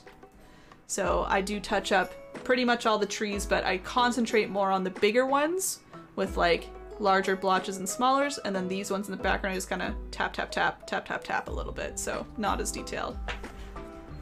Alright, with all that being said, if you have any more of the snow color here, you can just grab a little more of that. Otherwise, I'm remixing a bit, but it's the same color. Mixing white with a little bit of blue, and then an even smaller amount of red. So that purplish blue color. Let's see, let's see. The weird part is it says Reese but claims it is Cadbury. Are they under Cadbury? Right, they will pay me. I think so. I don't know if Reese's is under Cadbury, but I don't think it is. That doesn't sound right. Good thinking, Cindy. You're like, oh, no, not the same. Well, here and there, the store. Yeah! Cool, glad to hear you're happy. Yeah! Good, good. I don't really have any like specific projects right now, Destiny, but just always kind of thinking ahead. I haven't really started things, but I was just saying to the others I was planning on like what to add to the store. Not necessarily soon, but maybe get started soon. So That's kind of what I'm on now. I'm more so focusing on getting stream to be better. I want to improve some things, clean up some things, and then it'll be back to the art in the store. Alright, so I've got this new color here, everybody. And as described, I'll just show you this big tree and then talk you through the smaller trees. I just kind of take my brush and blotch it, so I'm kind of using it on the side. This is the medium round brush. Just kind of blotching or stroking from the left over to the right. So you can see how, you know, these are individual brush strokes, but they're all kind of combining close to one another, making it look like, again, big chunks of snow are kind of hanging onto the tree. And I'm also bringing a little more over to kind of the middle just by lightly tapping, so it looks like it's kind of dissipating, not clinging on quite as much as it gets over to the highlighted side, the right-hand side. And that's the general look there. Maybe a little bit more of the lighter tapping here. There we go. And I'll bring that all the way up, maybe leaving a couple gaps here and there just to, again, really show kind of the splotchiness of the snow and how it's all kind of like clinging on. If you've ever seen big chunks of snow clinging onto trees, you know what I mean. It's like they're all just kind of stuck on there. It's usually a result of a big snowstorm, lots of blowing snow smacking into the tree and hanging on, nice and cold.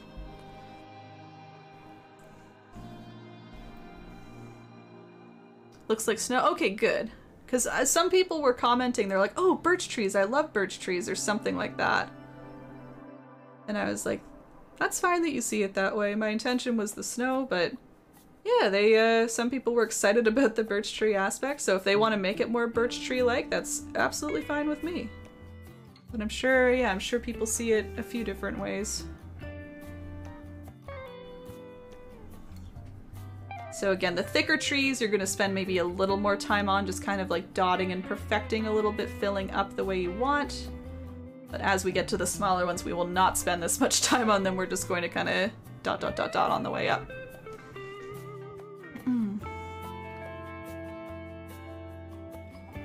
Cadbury's Hershey. Is Reese Hershey? It sounds like it might be. Reese's Hershey, yes. But it's a scam nonetheless. Exactly. I guess they got their companies right. It's hard to keep track of the candy companies. There are a lot of like weird, yeah, like a bunch are owned by one. If you look at, I think like even the Mars company might be owned by one. I don't know. There's a lot of the same ownership that you wouldn't expect. Under like P&G or Unilever. Unilever's a huge one. Or PepsiCo owns a huge number. Anyway. Gray, hello! Oh, that's okay. Don't worry. You're never late. It's alright. We're just working through our tutorial tonight. How you doing?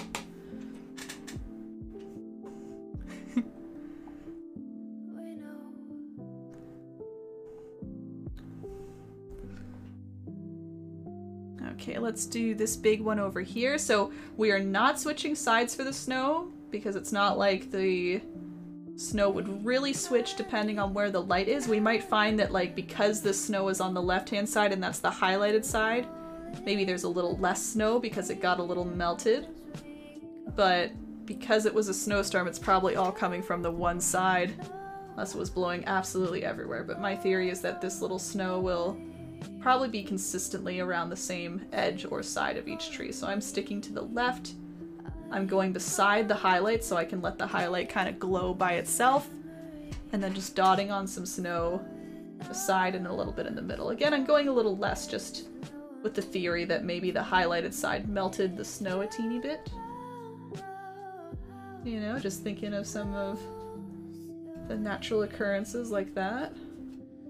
I try my best to make my paintings like make sense in the real world, but sometimes I just ignore real world stuff and do what I want. So if you see any of that in here, like why is a highlight there or shadow isn't there, that's simply why. Sometimes I honestly just ignore it a little bit. I don't trouble myself too much. I want it again to be believable, but it doesn't need to be perfect. So now I'm just going up the medium trees, doing a similar thing, maybe just a little less detailed, so just going a little quicker, kind of just tapping my brush on the way up the left-hand side. There's just less room to work with, so no need to trouble yourself. What's that, a big snowstorm? And you got all the snow stuck on the edges of the trees. I love the look, that's why I incorporated it in here. I thought it was really nice. It's a cool look that happens.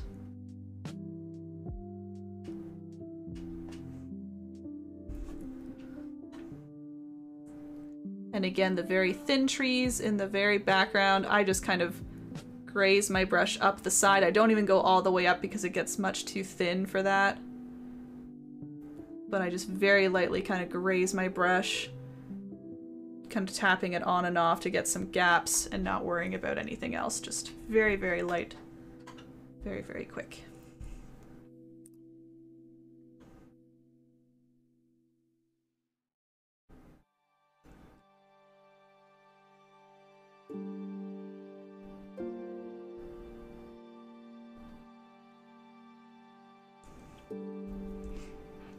Got a storm and it started snowing too, so yes, it was all hit from the snow from an angle. Got it, got it. We haven't had a lot of snow, big snowstorms since the one like 2 weeks ago. I guess a week ago we had a little mini one that prevented me from driving, but otherwise it's been pretty tame here, I feel. That's how it goes. I feel like our winters are very like on and off. It's like huge storm for 2 or 3 days and then nothing. Things start to like legitimately melt sometimes and it's like, is it spring? No! And then another storm comes. Very tricky. Likes to play with us. Winter tires off? No!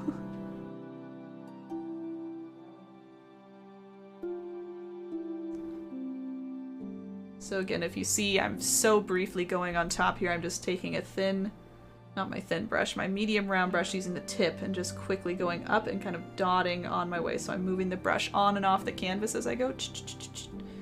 And that's truly it. I'm not doing anything more here because these trees are too dang small. Just adding an indication. And I know it's a lot of work to go through each of these trees, but again, I do think it's worth it to get that small little snow indication on each of them. It's a nice little feature to have. May seem very time consuming, but usually those steps are the best ones. You can hopefully relax a little more during them, just kind of get in the groove of things, and then be very impressed at the end when you see it all come together, because again, those longer steps, when you're all done, it's like, oh wow, it's a huge accomplishment. Adds a lot to your painting. Here too, exactly. We're supposed to have warmer weather for the next couple of days. I'm excited. I want to wear some dresses, but it's been too cold. Yeah, even in the house. You could get some really nice, like, fuzzy tights and wear them with a dress. That would be cute and fun.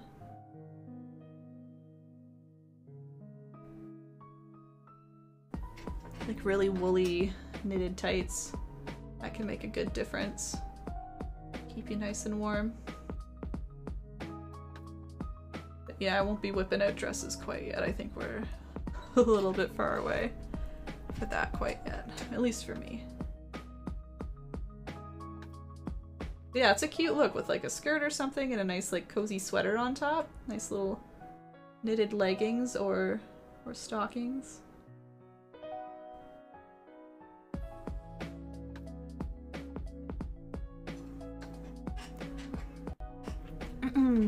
Oh yes, our restrictions are changing tomorrow. I forgot. Movie theaters still don't have popcorn though, so nothing will change in my life. I will continue to be inside until the movie theaters are open. That's the one thing I just want to do is go to the movies right now. And they open tomorrow, but they won't be serving food, in which case I say, no point. I just want movie theater popcorn, truly. And to see a movie on a big screen. Anyway. Alright, that's all our snow on the trees. I'll give another minute or two as usual in case anyone's just kind of adding their last couple trees of snow on the trees. Anyway, and then what can we do next? I think we'll work on the Weasel next actually, because I do want this to be nice and dry for our sunshine. We don't want to be going over top of that bluish purple and potentially mixing in. So I'm going to leave that area alone for now. We're going to work on our cute little Weasel friend, and I can zoom you in on the Weasel so we can get a nice close-up view, but I'll keep, excuse me, the far out view for now, just so you can see everything before we move on to the Weasel officially. Magic, welcome in! Just got out from the fourth time. For the fourth time. Suffering after pushing way too hard on my bird. Oh no! Oh no. Got a little crazy, I assume. Happy belated though. Hope it was a good time. You stay up too late. Do a little too much activity. But yeah, hope it was enjoyable, Magic. Pushed a little too hard.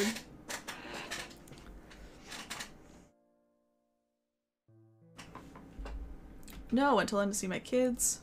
Oh, and the cold! I see. Oh no, okay. Well, stay warm. I hope you didn't catch a cold or anything. Or exhaust yourself too much. Hopefully it's been a good relaxed day. It sounds like it. Got up for the fourth time. Hopefully you've been resting most of the day. That's what Sundays are for. A good rest day.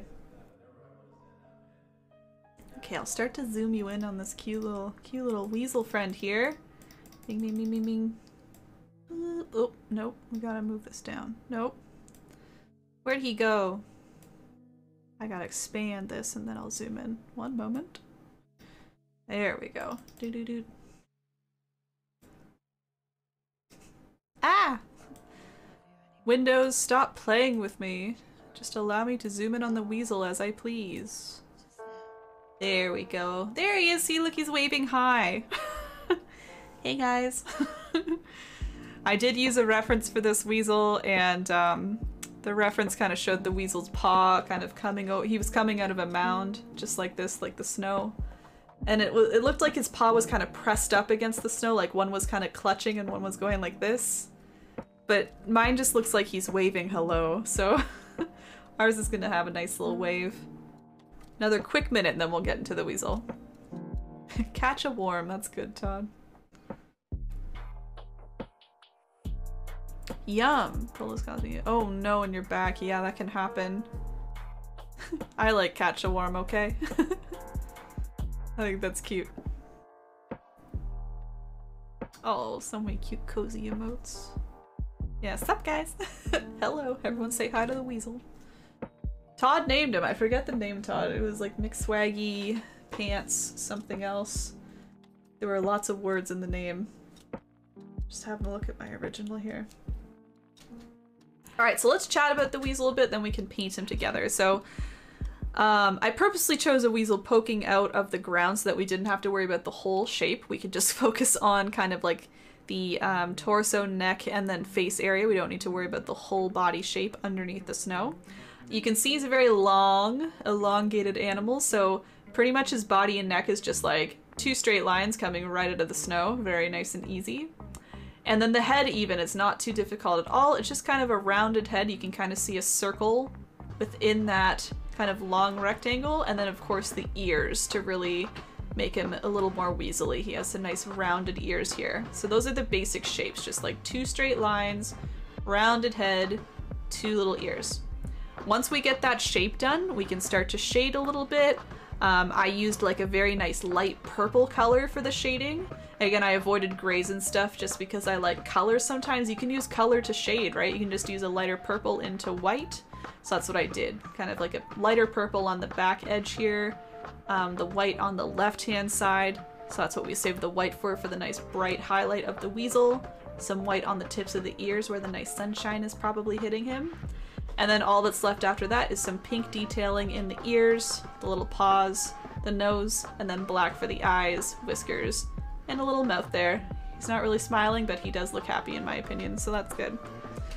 Alright, so I'm actually going to start by using just plain white paint, and then I'll kind of put in the purple later to shade him up. So I'd recommend using a nice teeny tiny brush for all of this. I'm changing the song because I don't like it. There we go. Tiny, tiny brush. And again, I'm starting with plain white paint. You have no idea. I wish I remembered. It was McSwaggy something. He's a swaggy little weasel.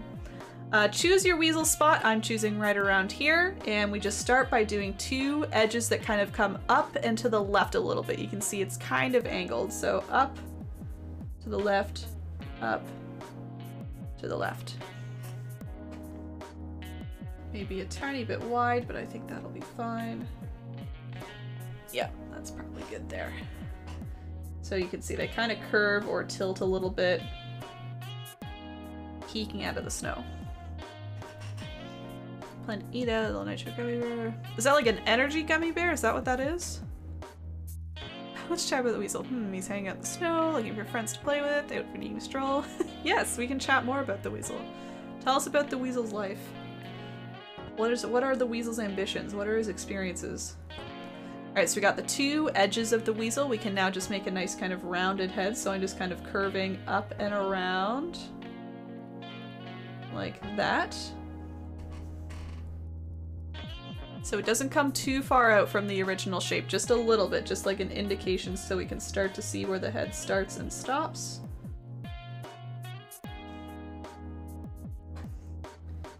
And then to finish off the whole shape, we're just putting on two cute little ears. They're nice rounded ears, so I'm just going from the right hand side here, curving up and down. On the left, we're gonna go up and down. You can't see that one as much, but that one here, nice rounded.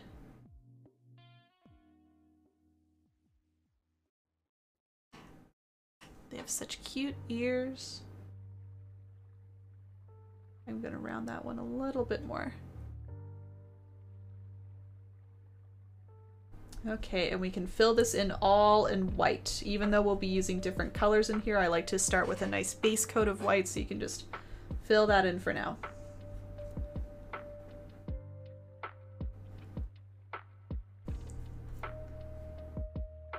There we go. Oh, it's spicy. Oh, magic. By the word nitro, I figured it was like an energy boosting thing. Interesting. Penny, hello. Guess I slept through most of this. Oh, I'm sorry. Good news for you though. I know you can't paint along live because I'm almost done, but you can definitely watch this video back. It's actually right here on Twitch, like right now. If you go to my video tab, if you're looking to paint right this second, you can go to my video tab and actually restart this video even as I'm still live. So you're welcome to paint along with the video. And then if you'd prefer, I'll also have it on YouTube eventually. I try and upload it within a week or two of teaching on Twitch. So if you'd like, you can check out my YouTube, which is erinbunpaints. Thank you, Gray. And yeah, keep an eye there. I have like 75 to 80 other tutorials there already to keep you busy, and then this one should be up very soon as well. So wherever you want, yeah, but just know it is still available. I know you can't paint along live, but maybe next time, and in the meantime you can still paint this on your own time. Yeah, exactly, Penny. If you have any quick questions, let me know. But yeah, I'd recommend checking out YouTube. That's where all the other ones are stored, and I will continue to store them after teaching online, so no worries. But if you want to paint live, I'll be on another Sunday. I haven't planned my next one yet, but it'll be maybe another Sunday coming up soon. Yep. You're very welcome, Penny. All good. And feel free to watch along in the meantime if you want, chat along, but if you got other things to do, that's cool too. Excuse me as I change my battery before we move on to the rest of the weasel here.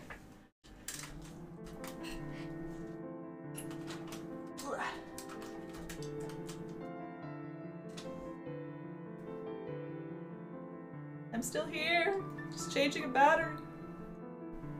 There we go.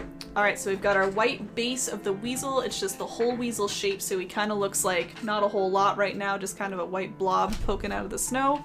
But we're going to shape him up a little bit more, shade him up, make him a little more weaselly. I find painting to be relaxing. That's good, that's good. That's what I find it to be too, Penny. That's why I've been doing this, like, ever since the pandemic started. I was like, let's do some online painting, because that's how I get relaxed too, is teaching others and painting myself as well. So you and I have that in common.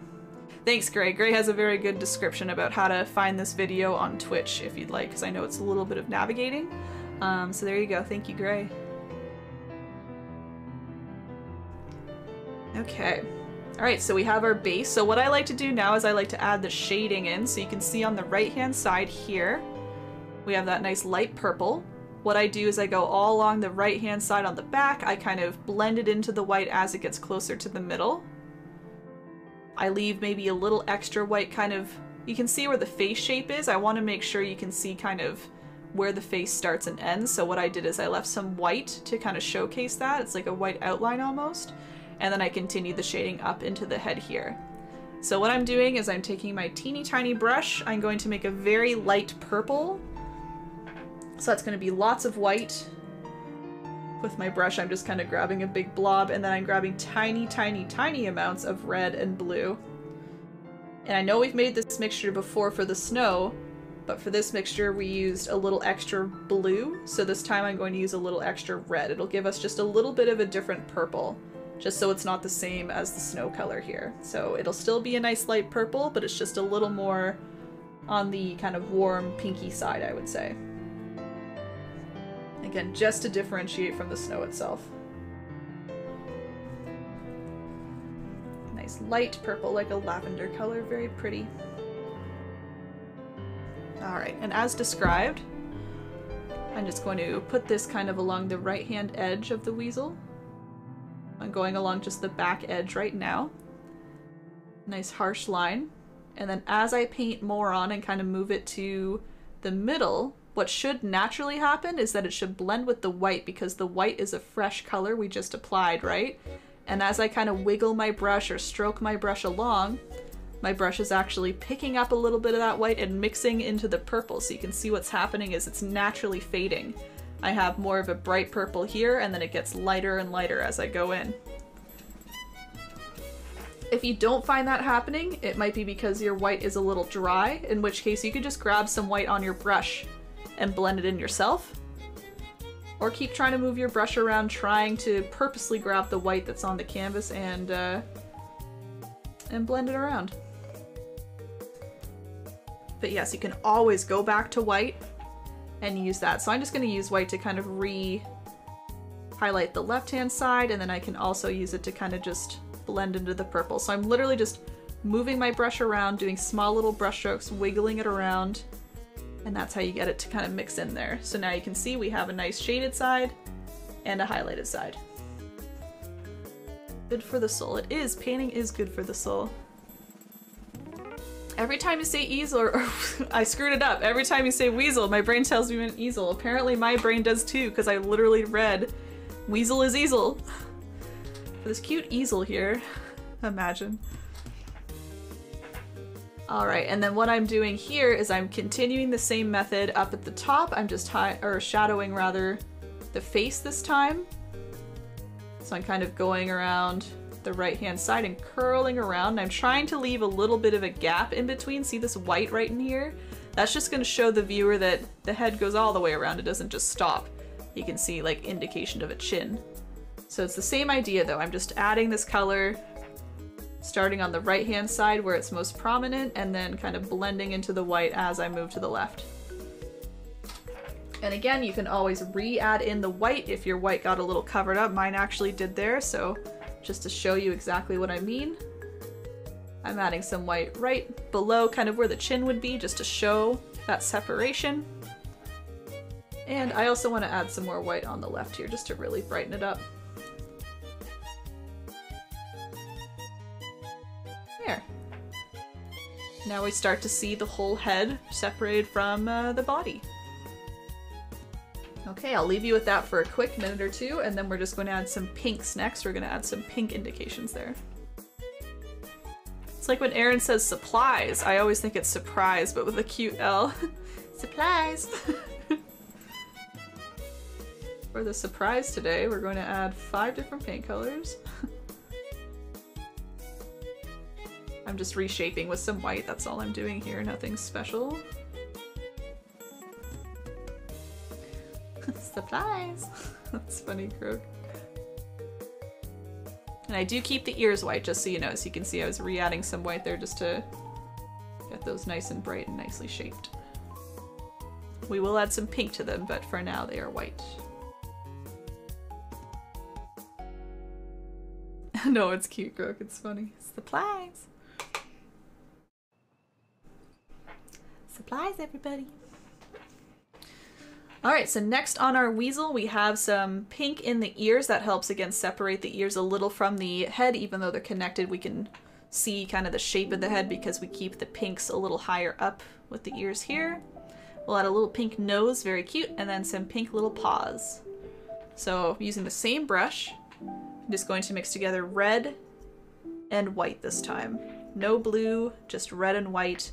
I'd recommend mixing a very light pink color, and you can always darken it a little bit if you need to.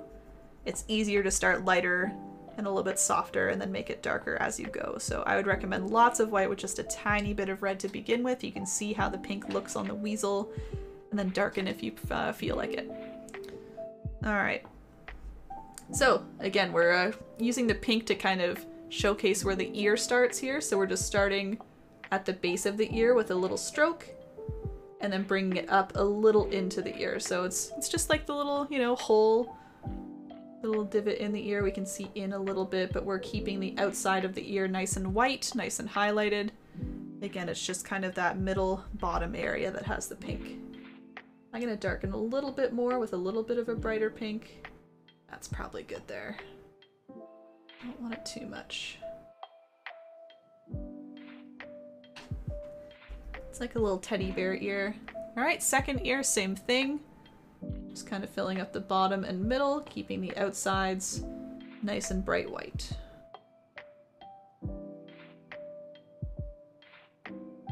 There he is. We can see his cute fuzzy ears.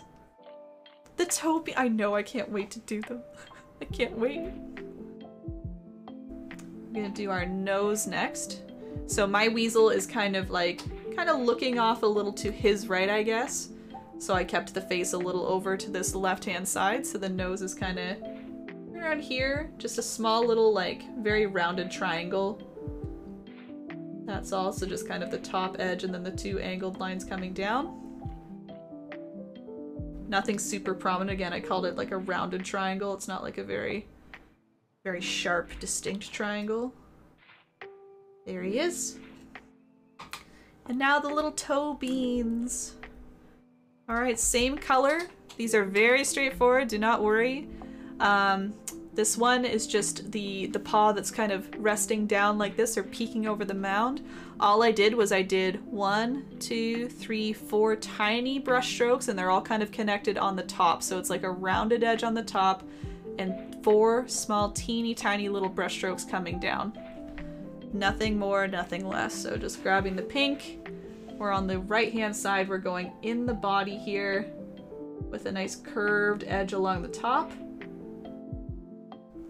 And then going on top of the snow is 1, 2, 3, 4 tiny little fingies, little claws, little toe beans.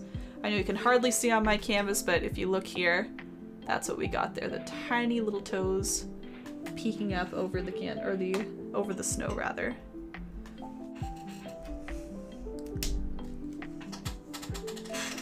It's almost too light for you to see, but hopefully you can see it there. Coming on out. And of course we have the paw on the left, which is waving hello. If you like the two going over, you could absolutely change it. But I'm gonna keep with the hello paw. So this one is pretty much the same, maybe a little more pointed on the bottom. And it's also raised up a little bit too. So a tiny kind of curved, maybe a little more of a pointed line on the bottom of the paw. And then we have 1, 2, 3, 4 little toes popping up like this saying hello. So I hope that's clear. I'll point out on the original here, it's like all the toes are kind of connected a little more in one spot versus a rounded edge. Versus this one's a little more rounded because he's showing kind of his whole wrist versus kind of pinching at the bottom. So that's what I meant by that, kind of a little more of a pinched or sharp bottom of the paw. And then the 4 little toesies popping up there. I'm gonna try and darken this pink and maybe you can see a teeny bit better. He's so cute.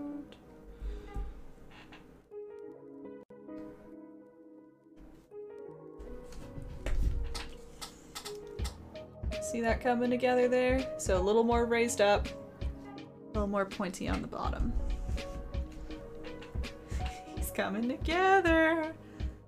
Okay, I'll leave a quick minute, and then the last step is just adding the black details so we have some little eyes.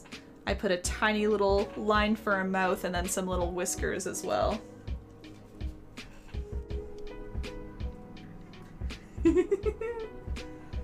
Oh, and I added tiny little nostrils too, it looks like, so I'll add those in as well. How did I get those in there? Do you recognize the Spirited Away? Oh, it's so nice.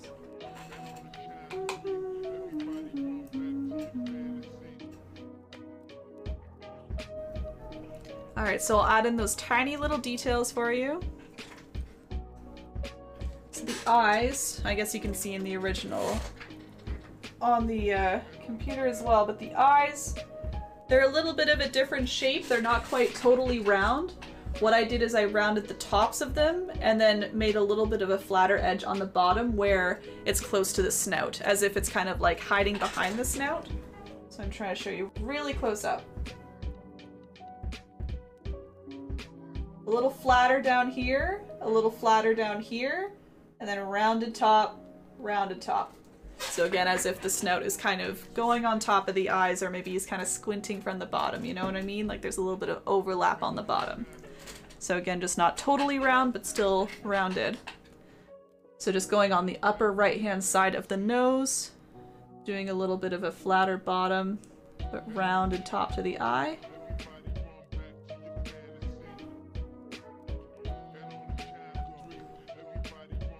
He looks like a little more like squishy that way, you know?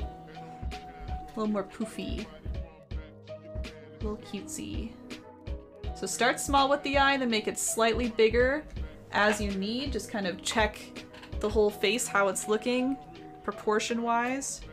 It's harder to make things smaller, easier to make them bigger. So start a little smaller than you think. The right-hand eye is going to be a little bigger because it's kind of closer to us. So I'm doing the same shape, just opposite, and a little smaller on the other side.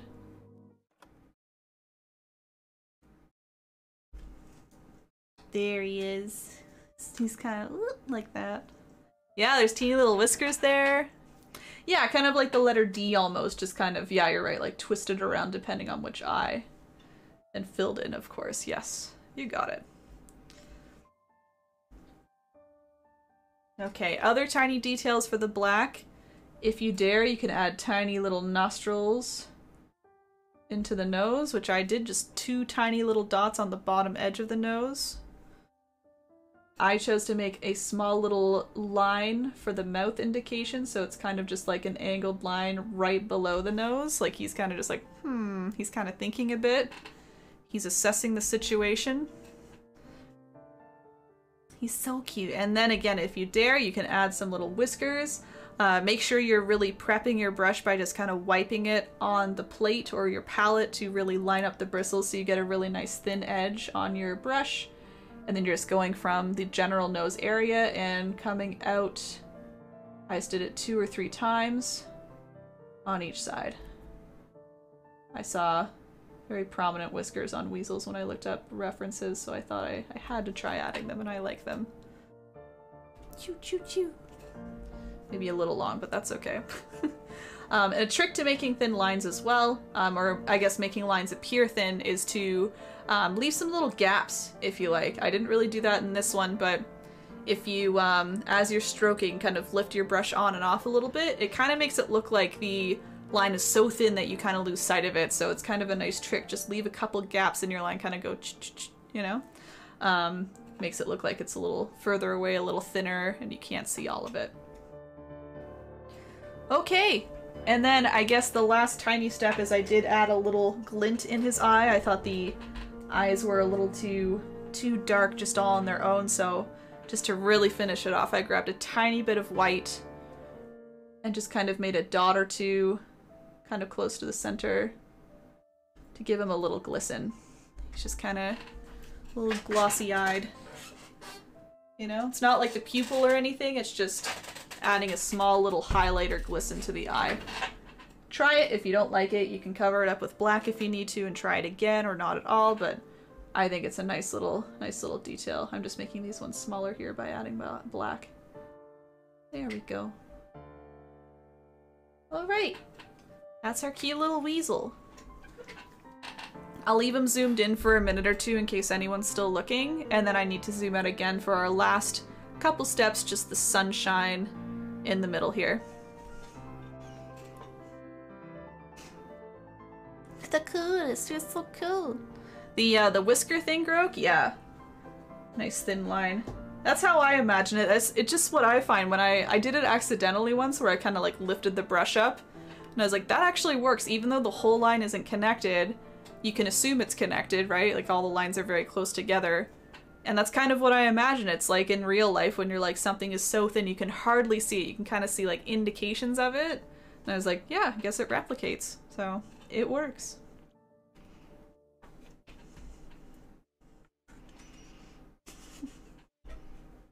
I'm staring at those garlic emotes, Jen. Little uwu face. And the blushies are so cute. What? It's kind of like double because further away the garlic looks like he has two open eyes. But then when you hover over top, you can see they're the blushies and he has little squinty eyes. So it's like you get the best of both worlds. He's both open-eyed and squinty-eyed. Yeah, little toesies, Marion. I'm glad you like them. I think they're extra cute. Oh, I think it's perfect, Jen. I think it's like I said, it's like best of both worlds because I can totally tell they're blushies when I hover.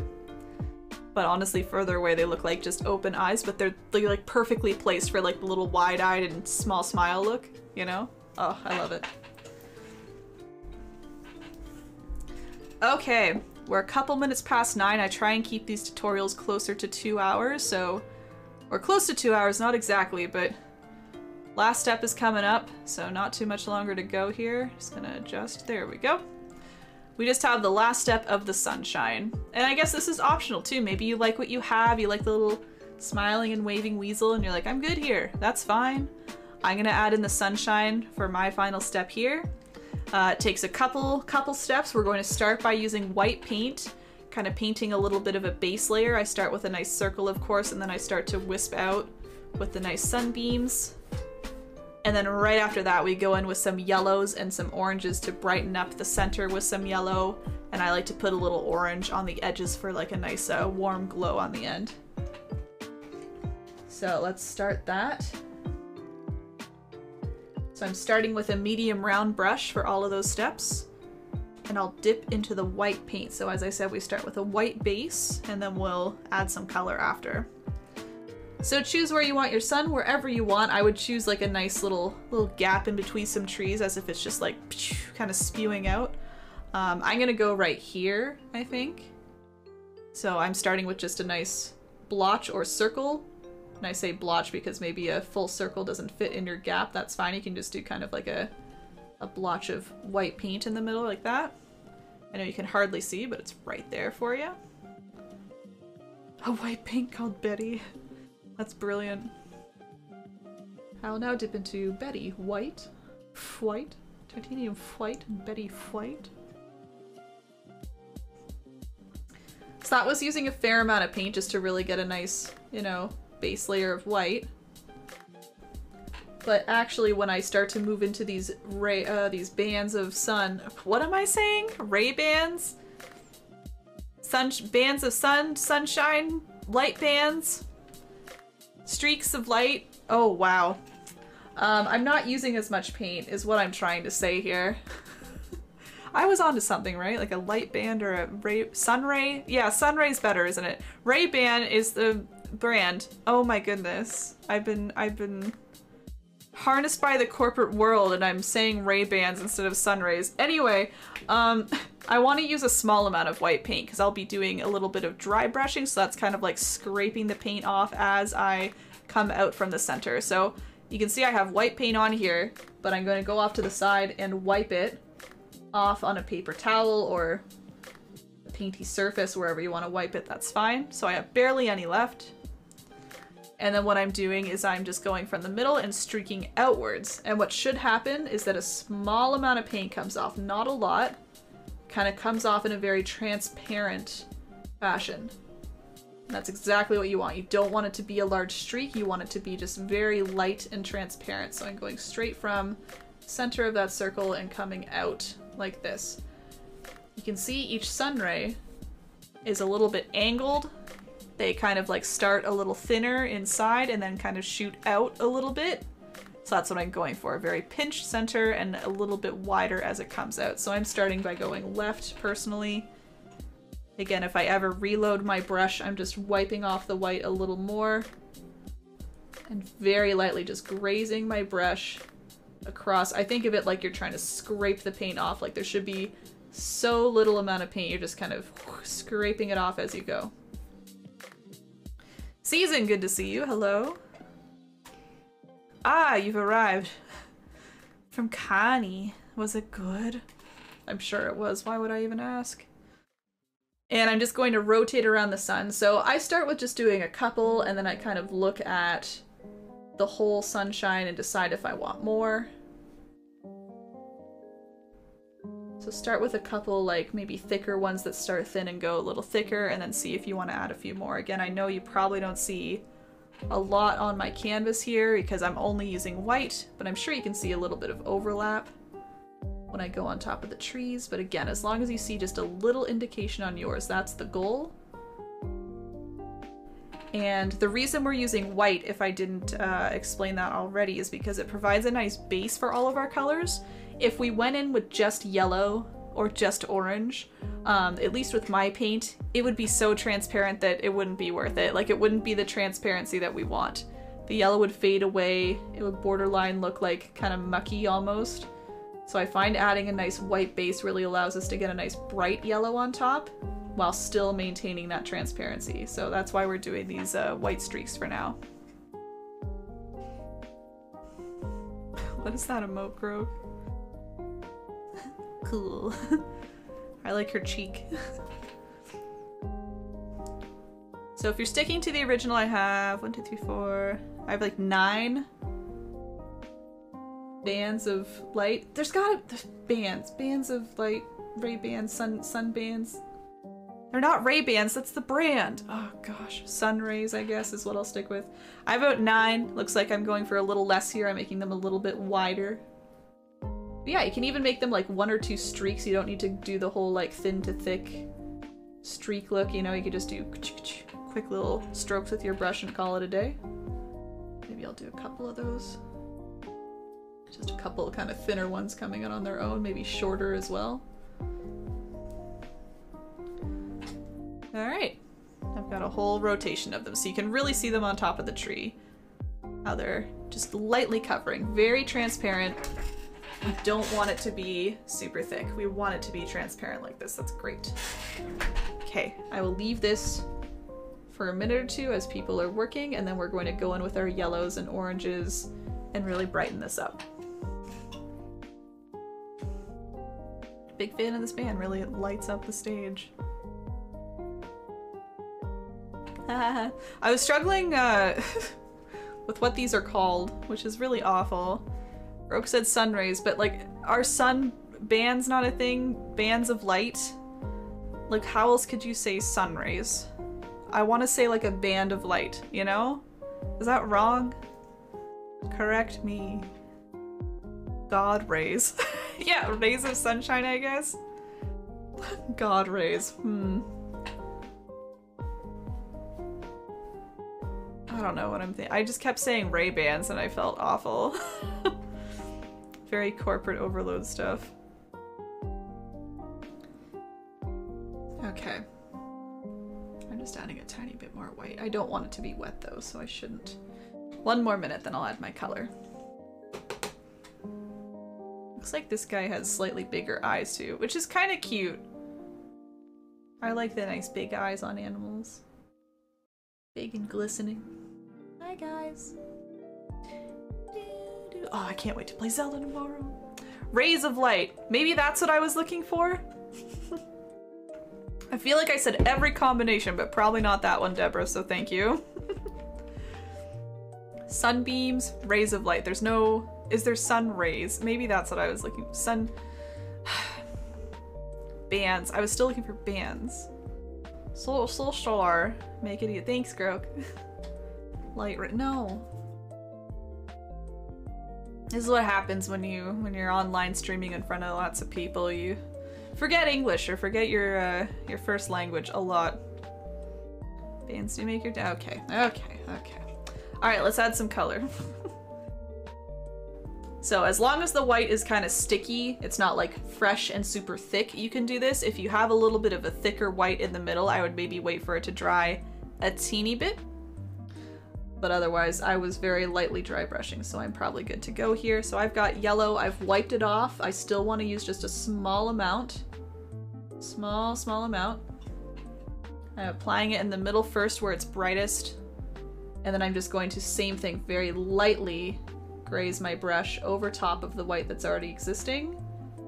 And because we have white there, it should become a little brighter of a yellow, and I do see that happening, so that's perfect. And I'm bringing it almost to the edge. If you bring it to the very edge of your rays of light, that's fine. We will be adding orange to the ends, so if you're into saving some paint, you don't need to bring that all the way to the edge, but if you do bring the yellow all the way, that's fine. You can overlap with the orange, is what I was trying to get at there. And now you can see it's a lot brighter, really popping off of the canvas there. Beams. Wendy, a tutorial suggestion, a lighthouse ocean rocky shore screen. Thank you for the suggestion. I have a good lighthouse tutorial, a little more of a complicated one actually, on YouTube. But I could always reimagine it. It was kind of like a close-up of a lighthouse, and I could do one a little more zoomed out, because I know you said kind of like the rocky shore. Yeah, I could see that. I almost had a design like that, and then I scrapped it way back, for those who remember, who were following me like June or July of 2020. Wow.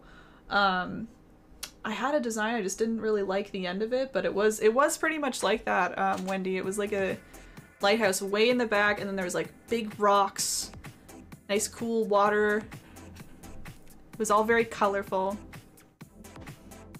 Can't wait to see you paint 2 canvases at the same time next time. Yes, absolutely, Charlene. If I choose to do that, the 2 canvas thing, I will make that very clear in my event page on Facebook so people can prepare. The good thing about those events as well is that you don't have to use 2 canvases. You could just replicate the design on 1 canvas. But the reason I do it is so that if someone wants to paint with a friend or a partner, or just likes the look of having the continued canvas, they can do it. But then those who don't want to can just use 1 and just kind of push the design onto 1 canvas. Because what I like to do is I use 2 portrait-oriented canvases, so it's almost like 1 landscape-oriented canvas. So it'll work both ways. Yeah, Wendy, let me, I'll grab you a photo, at least on Instagram, just to see if you like it. There's 1, but I know you're kind of talking about some rocky shoreline type stuff. That's actually not a great photo, now that I zoomed in on it. But it's on YouTube too, if you're curious. And that was actually a very unique tutorial, because that was one that I pre-recorded and didn't do live. It was kind of a test. What I do in that video is I do a lot of, I teach the step and then kind of speed up my painting process, so you can like pause the video or you can just watch the whole thing. It's only 40 minutes long, but it's meant to be paused. So anyway, those are both the links there for you if you're curious. But it sounds like you're describing like a different viewpoint too, so I could absolutely consider doing another version of it, you know? Different lighthouse as well, because that was a very unique lighthouse, the Cape Hatteras one. Okay, let's finish this off. Just in case anyone's waiting for that final step, I'm just adding orange to the very tips of my sunray bands now. Oh my goodness. So I'm mixing on my plate yellow and red. I would say I'm using more yellow instead, because I want it more of like a golden color. I don't want it super vibrant orange. You can see it's very subtle in the original. And same thing, you just want a tiny amount of paint on your brush, and I'm just kind of wisping it right on the ends of these bands of light, sun rays, etc. You can see it just adds a little bit of a glow on the very end there, just a little bit of extra darkness, a little bit more of a golden look to the ends. So very lightly, it's same thing, dry brushing, just scraping back and forth I'm just sticking more to the ends of my little beams.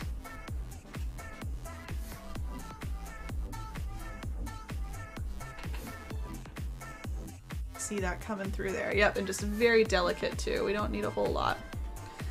You have made one more lighthouse as well. I'm trying to remember, Groke. I definitely had, as I was just saying, the one that I didn't teach. I made one, but I never taught it as a tutorial. I didn't end up liking the thing as a whole. It was the one with the egg in the sky, if you remember that. I was making the sky and I made like a white cloud with yellow in there and it looked too much like an egg. I feel like that's how the egg thing started. The egg joke. About putting an egg in each painting. I'll find it in a second once I complete this tutorial for you. I think I still have it back there.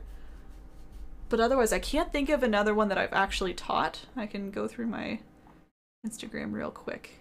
But I think that's the one I'm thinking of. I'm not sure about the one you're thinking of.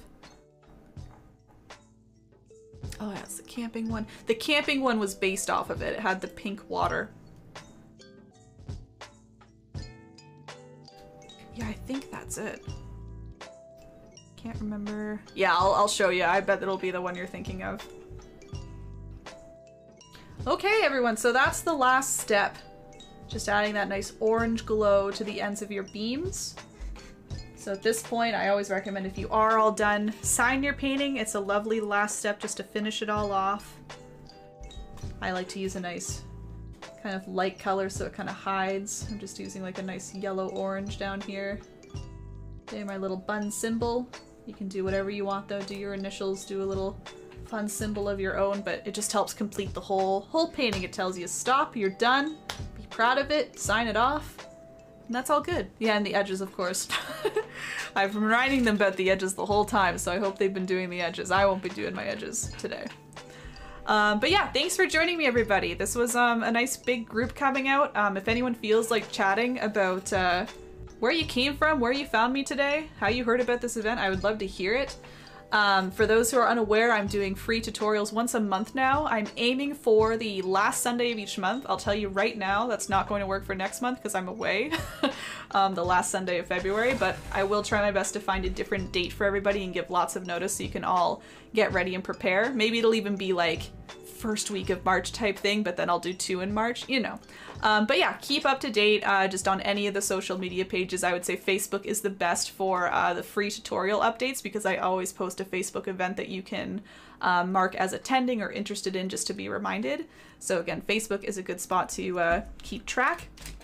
Facebook's also a great place to post photos. Oh, thank you very much, Groke. To post photos. If you want to share what you did today, I would love to see it. I love seeing what people painted after drawing inspiration from my painting or replicating the way I did. So yeah, feel free to use Facebook to post those paintings, or Instagram. You can tag me at erinbunpaints, Twitter, all of those lovely social medias, whatever you like. So feel free to do that if you please. Discord as well is a good spot. Anyway, lots of spots you can post and show me and others what you created.